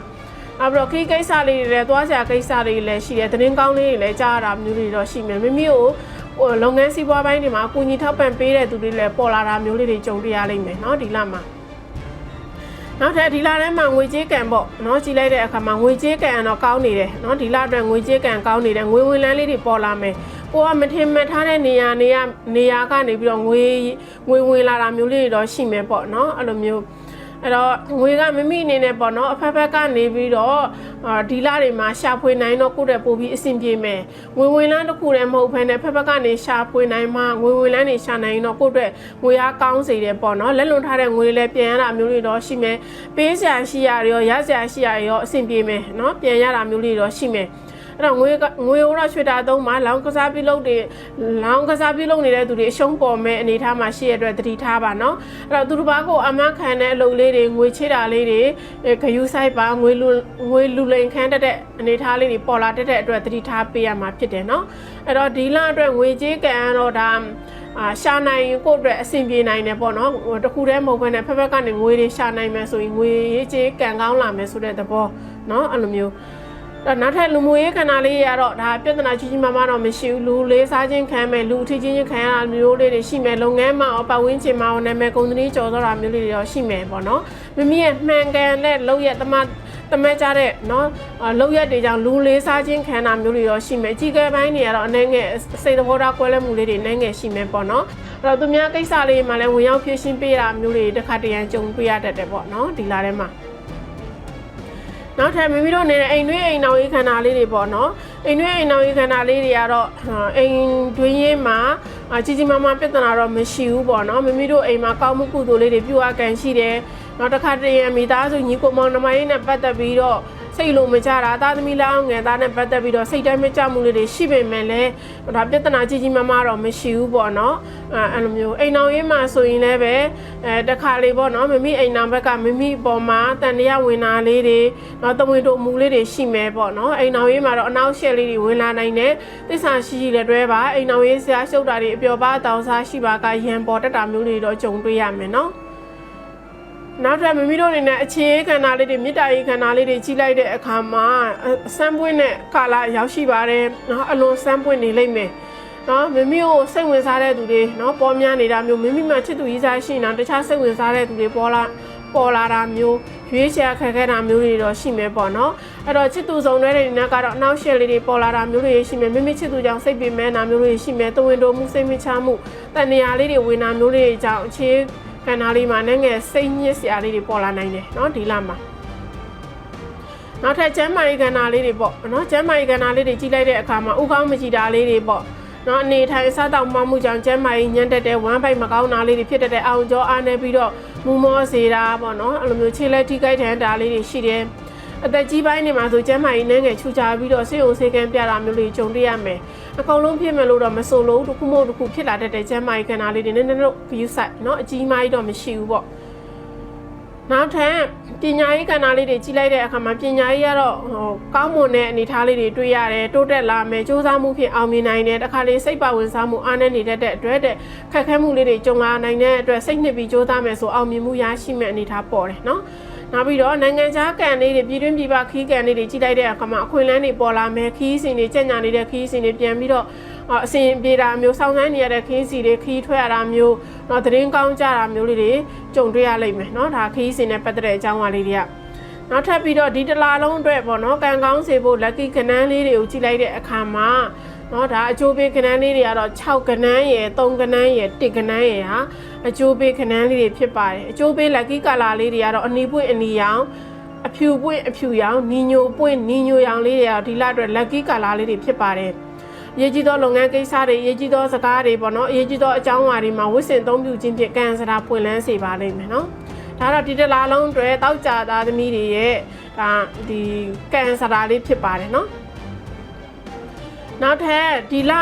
အတွက်အရာအစီအမံစေဖို့အတွက်ပြုလုပ်မယ့်ရေတရားလေးကိုပြပြပေးသွားမှာဖြစ်ပါတယ်ဒီလအတွက်ပြုလုပ်ရမယ့်ရေတရားလေးတွေကတော့မိမိအိမ်ဖျားမှာအုံချောင်းညွတ်เนาะဒါအမွေးတိုင်းနှစ်တိုင်းအာယုံစွန်းအမြဲလိုကက်လူပေးပါမရှိစင်းရဲသားလေးတွေပေးကန်းစွန်ကျဲပါเนาะအစာရစာရှားဖတ်တို့စားတော့ပေးတာဝိထဲရှားဖတ်တို့ဝိထဲပေးတာလေးတွေလုပ်ပေးပါမိမိရဲ့မွေးနံထားတို့မှာတခွန်လေးတွေလူပေးပါเนาะတခွန်လေးတွေလူပေးပြီးတော့နော်လိုရာဆူတောင်းမှာလုပ်ငန်းစီးပွားလုပ်ကိုင်တဲ့နေရာမှာအန်တီကင်းခုံတော်လေးတွေရွတ်ပြီးတော့လုပ်ငန်းစီးပွားလုပ်ပါခက်ခဲမှုတွေလွတ်မြောက်လိမ့်မယ်နော်ဒီရတရားလေးပြုလုပ်ပေးပြီးတော့ကံကောင်းမှုတွေရယူပေးပါယနေ့မှစတောက်ကြသားသမီးတွေအဆဆအရာအဆင်ပြေမှုရှိကြပါစေလုပ်ငန်းစီးပွားပိုင်းတွေတိုးတက်ကြပါစေအသက်ရှူတိုင်းလည်းဝင်ငွေတွေတိုးကြပါစေယောဂဘေးအနေဘေးတွေကင်းဝေးပြီးစိတ်ဤချမ်းသာခြင်းကိုယ်ဤကျန်းမာခြင်းနဲ့ပြည့်စုံပြေဝနိုင်ကြပါစေလို့ဆရာမဆောလာနွယ်နီကနေဆုတောင်းမေတ္တာပို့သလိုက်ပါတယ်ရှင်မှာဆိုရင်စနေသားသမီးတွေအလောက်ကန်ကိစ္စတွေစီးပွားရေးငွေရေးကြေးရေးကျန်းမာရေးအခြေပညာရေးအစားပြုလုပ်ရမယ့်ရေတရားလေးတွေအကျိုးပေးကနေအကျိုးပေးကလာလေးတွေအစားတစ်ခုချင်းပြပြပေးသွားမှာဖြစ်ပါတယ်အဲ့တော့ဒီလမှာဆိုရင်စနေသားသမီးရဲ့လုပ်ငန်းစီးပွားပိုင်းလေးတွေကိုစတင်ပြီးတော့เนาะဒါဟောပြောပေးသွားမှာဖြစ်ပါတယ်အဲ့တော့လုပ်ငန်းစီးပွားပိုင်းတွေကိုကြည့်လိုက်တဲ့အခါမှာလုပ်ငန်းသစ်ခြေလမ်းတင်ညာစတင်ပြီးတော့လှုပ်ဆောင်ရတတ်ပါတယ်เนาะဒီလထဲမှာအဲ့တော့ကြုံတွေ့နေရတဲ့အခက်အခဲလေးတွေလွတ်မြောက်လာစေတတ်တယ်မိတ်ဆွေကောင်းတွေရဲ့အကူအညီထောက်ပံ့အကြီးအကဲတွေရဲ့အကူအညီထောက်ပံ့ကောင်းလေးတွေရရှိတတ်တယ်ပြိုင်ဆိုင်မှုလေးတွေကိုလည်းကြော်လာနိုင်တာမျိုးတွေရှိမယ်ပေါ်ပေါက်လာတဲ့အခွင့်အရေးလေးကိုတဲ့လက်တွေ့ဖော်ဆောင်အသုံးပြုခြင်းဖြင့်တဲ့တိုးတက်ပြောင်းလဲလာတာမျိုးအောင်မြင်မှုရရှိတာမျိုးလေးတွေကြုံတွေ့ရတတ်တယ်ပေါ့နော်အဲ့တော့ဒီလာထဲမှာဆိုရင်တက်ပညာဉာဏ်ပညာပိုင်းတွေနဲ့ပြုလုပ်တဲ့လုပ်ငန်းတွေမှာထူးခြားစွာတိုးတက်လာတာမျိုးတွေတော့ရှိလာလိမ့်မယ်နော်လုပ်ငန်းသစ်စတင်ပြီးလုပ်ကိုင်မယ်ဆိုရင်လည်းအဆင်ပြေတဲ့လာဖြစ်တဲ့အတွက်လုပ်လို့ရတယ်เนาะအဆက်အသွယ်ကောင်းတွေရရှိတာမျိုးတွေကြုံတွေ့ရမယ်ရဝင်းနဲ့ဆက်သွယ်တဲ့လုပ်ငန်းတွေနိုင်ငံခြားတိုင်းပြည်တွေနဲ့ဆက်သွယ်တဲ့လုပ်ငန်းတွေလည်းအဆင်ပြေမယ်နီးပညာနဲ့ပတ်သက်တဲ့လုပ်ငန်းတွေလည်းတိုးတက်လာလိမ့်မယ်เนาะအဲ့လိုမျိုးအဲ့တော့ဒီလာထဲမှာလည်းခီးကိစ္စလေးတွေအဆင်ပြေချုံမွေ့တာမျိုးတွေတော့ရှိမယ်เนาะဒါမှမဟုတ်ဒီလာထဲမှာရောင်းဝယ်လုပ်ငန်းလုပ်နေတဲ့သူတွေရောင်းအားကောင်းမယ်အဆင်ပြေမယ်ရောင်းမှန်းတာမယ်လုပ်ငန်းတိုးချဲ့ဖို့ရှိရဲတိုးလာထောင်းတဲ့ပစ္စည်းရတဲ့အမြန်ဆုံးရရှိတာမျိုးတွေကြုံတွေ့ရလိမ့်မယ်ပစ္စည်းတိုးလောက်ခြင်းဈေးကစားခြင်းပြုလုပ်လို့ရတဲ့လာလေးတစ်လားပဲဖြစ်ပါတယ်เนาะအမြဲဆုံးရရှိမဲ့လာလေးတစ်လားဖြစ်တယ်အဲ့တော့ဝန်ထမ်းဆိုအလုံးမှာနာမည်ကောင်းရတာမျိုးလေးတွေရှိမယ်ပေါ့เนาะအကြီးကဲနှစ်သက်စေမယ်စိတ်ကောလိုပင်မဲ့နေတာမျိုးတော့ကြုံတွေ့ရမယ်เนาะအဲ့တော့သတင်းကောင်းကြတာမျိုးတွေတော့ရှိမယ်အလုံးမှာပေါ့เนาะနာမည်ကုန်သတင်းကြော်သောတာမျိုးတွေတော့ရှိမယ်အစိုးရဝန်ထမ်းဆိုတင်တဲ့တက်ရောက်ကိန်းလေးတွေရှိမယ်ပေါ့เนาะအဲ့လိုမျိုးအဲ့တော့ဒီလာထဲမှာစနေနေ့ပစ္စည်းတနင်္ဂနွေနဲ့ကြာသပတေးနေ့ပစ္စည်းတွေအဝင်ရှိတယ်ထိုနန်းလုပ်ငန်းတွေနဲ့လုပ်ငန်းစီးပွားစတင်ပြီးလုပ်မယ်ဆိုရင်လည်းအဆင်ပြေမယ်ဒီလုပ်ငန်းတွေနဲ့လုပ်နေတဲ့လုပ်ငန်းစီးပွားပိုင်းတွေလည်းလက်ရှိဒီလာထဲမှာဒါတိုးတက်လာမဲ့เนาะအနေထားမှာရှိတယ်အဲ့တော့စနေနေ့ပစ္စည်းပေါ့เนาะလုပ်ငန်းတွေပေါ့အဲ့တော့ဘယ်လိုလုပ်ငန်းတွေလဲဆိုတော့စနေနေ့တွေထဲလုပ်ငန်းတွေဓာတ်ဆီဒီဇယ်ထမင်းဆိုင်ထီဆိုင်နိုင်ငံခြားနဲ့ဖက်ဆက်လုပ်ငန်းနည်းပညာလုပ်ငန်းတွေပေါ့เนาะအကျိုးပြုတယ်တော့တနင်္ဂနွေနေ့ဖြစ်တဲ့ရောင်းဝယ်လုပ်ငန်းတွေ online shop electronic ပစ္စည်းဥယျာဉ်ခြံလုပ်ငန်းပေါ့နော်အဖျော်ရော်မကာလုပ်ငန်းတွေနော်အိမ်ဆောက်ပစ္စည်းရောင်းဝယ်လုပ်ငန်းတွေအကျိုးပြုပါတယ်နောက်ပြီးတော့မိမိတို့အနေနဲ့ကြာသာပင်းနဲ့ပစ္စည်းတွေကြာသာပင်းနဲ့လုပ်ငန်းတွေဖြစ်တဲ့ပွဲရုံလုပ်ငန်းပွဲစားလုပ်ငန်းပရိဘောကပဲရောက်တာမုံရောက်တာပဲပွဲစားမြေပွဲစားအတက်ပညာဉာဏ်ပညာနဲ့ပတ်သက်တဲ့လုပ်ငန်းတွေအကျိုးပြုတယ်အဲ့ဒီလုပ်ငန်းလုပ်နေတဲ့သူတွေဒီလအတွက်အဆင်ပြေမယ်ပေါ့နော်အဲ့လိုမျိုးအဲ့တော့ဒီလုပ်ငန်းတွေကဒါဒီလအတွက်အရာအဆင်ပြေနေတဲ့လုပ်ငန်းတွေဖြစ်တယ်လုပ်ငန်းစီးပွားပိုင်းတွေကတော့ကိုအားပေါ့နော်အဖက်ဖက်ကနေပြီးတော့နော်ဒီစီးပွားရှာနိုင်မှနော်ဒီစ조사အားထုတ်ပြီးတော့လောက်ကင်နိုင်မှအဆင်ပြေမယ်ပေါ့နော်အရာတော့လွယ်လွန်းတကူတော့မဖြစ်နေဘူးပေါ့နော်အဲ့လိုမျိုးမိမိရဲ့လုံနိုင်စွမ်းရည်ပေါ့နော်အကြောင်းအောင်မြင်မှုတော့ရရှိမဲ့လာလေးတစ်လားဖြစ်တယ်လုပ်ငန်းစီးပွားနဲ့လူကောင်းမှုတစ်ခုနေစဉ်ပြုပြီးဖြတ်သန်းပေးပါနော်ခက်ခဲမှုတွေလွတ်မြောက်လိမ့်မယ်နော်နောက်ထပ်ဒီလအတွက်ဒါငွေကြေးခန္ဓာလေးတွေပေါ့နော်ကြည့်ပေးမယ်အဲ့တော့ဒီလအတွက်ငွေကြေးခန္ဓာလေးတွေကတော့ငွေကံကောင်းတဲ့လာလေးတစ်လားလို့ပြောလို့ရတယ်နော်ငွေအဝင်ရှိမယ်ပေါ့ဝေးချင်းနဲ့ပတ်သက်တာလေးတွေဖက်ဖက်ကနေငွေဝင်လန်းလေးတွေပေါ်လာမယ်ပေါ့နော်အစမပြေဖြစ်နေတဲ့အရာတွေပြန်ပြီးပြင်မယ်ပေါ့ကိုကပေးဖို့ရှိရင်လည်းပြန်ပေးနိုင်မယ်ရဖို့ရှိရင်လည်းပြန်ရနိုင်တယ်ပေါ့နော်အဲ့လိုမျိုးငွေရှားတာလွယ်ကူလာမဲ့လာလေးတစ်လားဖြစ်တယ်နောက်ပြီးတော့ငွေကငွေရပေါက်လေးတွေကတော့အကြောင်းမျိုးနဲ့ရောက်ရှိလာနိုင်တယ်တဲ့နော်အဲ့လိုမျိုးကိုကလည်းငွေသုံးလျှော့ပါငွေသုံးများနေမှုကြောင့်ငွေပြန်ထွက်တတ်တယ်ပေါ့နော်ငွေရပေါက်တွေထိန်းပြီးတော့စီကံတကြသုံးဆွဲနိုင်တော့ငွေချေးကံကောင်းလာမယ်ပေါ့နော်အဲ့တော့ငွေချင်းကတော့အမခန္ဓာလေးရတော့တတိထားပေါ့ နော်အဲ့လိုမျိုးခက်ခဲတာမျိုးတွေကြံ့ကြတာမျိုးတွေရှိမယ်ခဏတစ်ဖြုတ်ဆိုပြီးတော့ငွေချင်းငားပြီးတော့ကြာသွားတာမျိုးတော်တော်နဲ့ပြန်မြဲတာမျိုးတွေဖြစ်တဲ့အတွက်အာမခံတာချင်းငားတာလေးကတော့တတိထားပေါ့နော်နောက်လူမှုရေးခန္ဓာလေးရတော့မေကောင်းဆွေကောင်းရရှိမယ်အကြီးကဲပိုင်းတွေရဲ့အထောက်ပံ့တွေရရှိမယ်လူရှိလူခင်ပေါ်များမယ်ပြီးတော့ဆရာတုဆရာရောင်နေနဲ့တွေ့တဲ့အတွက်တတိထားပါနော်အဲ့ဒါဘာသာရေးဆိုင်ရာအဖွဲ့အစည်းလူမှုရေးအဖွဲ့အစည်းမှာမိမိကနေရာတကာပါဝင်လုပ်ကိုင်ရတာမျိုးလေးတွေကြောင့်နာမည်ကုန်သင်းကြော်စောတာမျိုးလေးတော့ရှိမယ်เนาะအဲ့လိုမျိုးဂုံရှိန်ဝါမြင်မာတာမျိုးလေးတွေရှိမယ်သူတစ်ပါးအတွက်ကိုကြီးလှုပ်ဆောင်ပေးရတာမျိုးလေးတွေသူတစ်ပါးကိုကိုကြီးထောက်ပံ့ပေးနေရမျိုးလေးတွေကြုံတွေ့ရမယ်เนาะနောက်ထပ်ကျမ်းမာရေးခန္ဓာလေးတွေပေါ့နော်ကျမ်းမာရေးခန္ဓာလေးမျက်စိအားနဲ့တက်တဲ့အာယုံကြောအားနေတာမျက်စိအားနေတာမျိုးတွေရှိမယ်ညောင်းညာကြိုက်ခဲတာမျိုးလေးတွေအစာအိမ်လေးအောက်နာလေးတွေရှိမယ်ခေါင်းမကြည့်တာလေးတွေတစ်ခါတည်းဖြစ်ပေါ်လာလိမ့်မယ်ပေါ့နော်အသက်ကြီးပိုင်းတွေမှာညောင်းညာကြိုက်ခဲတာအစာမတာသွေးပေါင်တက်ကြလေးရှိပြီးတော့မူမောရှင်တုံနာလေးတွေဖြစ်လာတတ်တယ်နော်အကုန်လုံးဖြစ်မယ်လို့တော့မဆိုလို့တစ်ခုမဟုတ်တစ်ခုဒီလာထဲမှာဖြစ်လာနိုင်တယ်ပေါ့နော်နောက်ထပ်အိမ်တွင်းအိမ်နောက်ရေးခန္ဓာလေးတွေပေါ့နော်အိမ်တွင်းအိမ်နောက်ရေးခန္ဓာလေးတွေကြီးလိုက်တဲ့အခါမှာအဲ့တော့အစင်ပြေတာတွေရှိသလိုမပြေတာတွေလည်းရှိနေလိမ့်မယ်เนาะမိသားစုပေါ့အပေါ်ပေါ့မိသားစုတိုင်းဝိုင်းပေါ့အနှဲငယ်စိတ်တိုင်းမကြမှုတွေရှိမယ်ပေါ့เนาะအောက်လန်းငယ်သားသမီးနဲ့ပတ်သက်ပြီးစိတ်ပူပန်းတာမျိုးတွေကြုံမယ်စိတ်တိုင်းမကြမှုတွေရှိမယ်เนาะအဲ့တော့အောက်လန်းငယ်သားပိုင်းတွေကလည်းအကြီးကဲထက်လူကြီးပိုင်းနဲ့စိတ်သဘောထားကွဲလဲမှုတွေရှိမယ်ပေါ့เนาะအိမ်အောင်ရေးပိုင်းတွေမှာတော့အိမ်အောင်ဘက်နဲ့စကားအခြေအနေတွေပြောရတတ်တယ်မိမိအိမ်အောင်ဘက်ကြောင့်စိတ်ပူပန်းတာမျိုးတွေတစ်ခါတည်းကြုံတွေ့ရတယ်ဘာမှမဟုတ်တဲ့ပြဿနာလေးတွေအကြောင်းကိစ္စတွေနဲ့လည်းဒီမြားတယောက်တစ်ခုစကားများတာမျိုးတွေတော့ရှိမယ်ကြီးကြီးမားမားပြဿနာတော့မရှိနိုင်ဘူးเนาะနောက်ထပ်မေတ္တာဧကန္နာလေးတွေပေါ့နော်အဲ့တော့အနှဲငယ်ပေါ်စိတ်ညစ်စရာလေးတွေရှိမယ်ငွေသူတွေအတွက်စမ်းပွင့်နေတတ်တာမျိုးတွေတော့ရှိမယ်ဒါပေမဲ့အခြေဧကန္နာလေးမှာပေါ့နော်ကိုရဲ့အထင်နဲ့အမြင်နဲ့လွဲမှားနေတတ်တာမျိုးလေးတွေတော့ရှိမယ်နော်အဲ့တော့ကိုကိုဒီစိတ်ဝင်စားတဲ့သူတွေပေါ်များတဲ့သူတို့ကိုလိန်ညာတဲ့သူတွေပေါ်လာတိုင်းတဲ့အတွက်တတိထားပြီးတော့ရွေးချယ်ဖို့လိုအပ်လိမ့်မယ်လူချစ်လူခင်တော့ပေါ်နေမယ်နော်ကိုကမျက်နှာမြင်ချစ်ခင်ပါသေးအတန်ကြားသနာပါသေးဆိုတဲ့ကာလကိုရောက်ရှိတဲ့အတိုင်းအတာလေးတွေရှိရတဲ့အတွက်ဆန်းတော့ဖွင့်နေမယ်နော်နောက်ပြီးတော့အနောက်ရှက်လေးရတော့ချစ်သူနူးချားထဲမှာပေါ်လာလိမ့်မယ်ပေါ့နော်ချစ်သူနူးချားထဲမှာအမျိုးသမီးဖြစ်စီနောက်ရှက်အမျိုးသားဖြစ်စီနောက်ရှက်လေးတွေပေါ်လာနိုင်တယ်သစ္စာရှိတဲ့တွဲနိုင်မှာအဆင်ပြေမယ်နောက်သမင်တို့စိတ်မချမှုလေးတွေတန်တရားပွားစရာလေးတွေပေါ့နော်ဒါတယောက်နဲ့တယောက်ပေါ်လာတာမျိုးလေးတွေတော့ရှိမယ်နားလည်မှုနဲ့သစ္စာရှိတဲ့တွဲနိုင်တော့အေးချမ်းလာလိမ့်မယ်နော်မမျှော်လင့်မဲနဲ့အိမ်အောင်ကြအိမ်သားလေးတွေကြုံတွေ့ရတတ်ပါတယ်တဲ့နော်ဒီလထဲမှာနောက်ပြီးတော့ဒီလအတွက်နောက်ထပ်ပညာရေးခန္ဓာလေးတွေပေါ့နော်ပညာရေးခန္ဓာလေးတွေကြည့်လိုက်တဲ့အခါမှာပညာရေးကထူးခြားစွာအောင်မြင်မှုရရှိမယ်တိုးတက်ကောင်းမွန်မယ်အတတ်ပညာဘ ഹു တုဒတွေတိုးပွားမယ်လာလေးတလားဖြစ်တယ်မိမိရဲ့စ조사မှုဖြစ်ရအောင်မြင်နိုင်ပါတယ်တဲ့နော်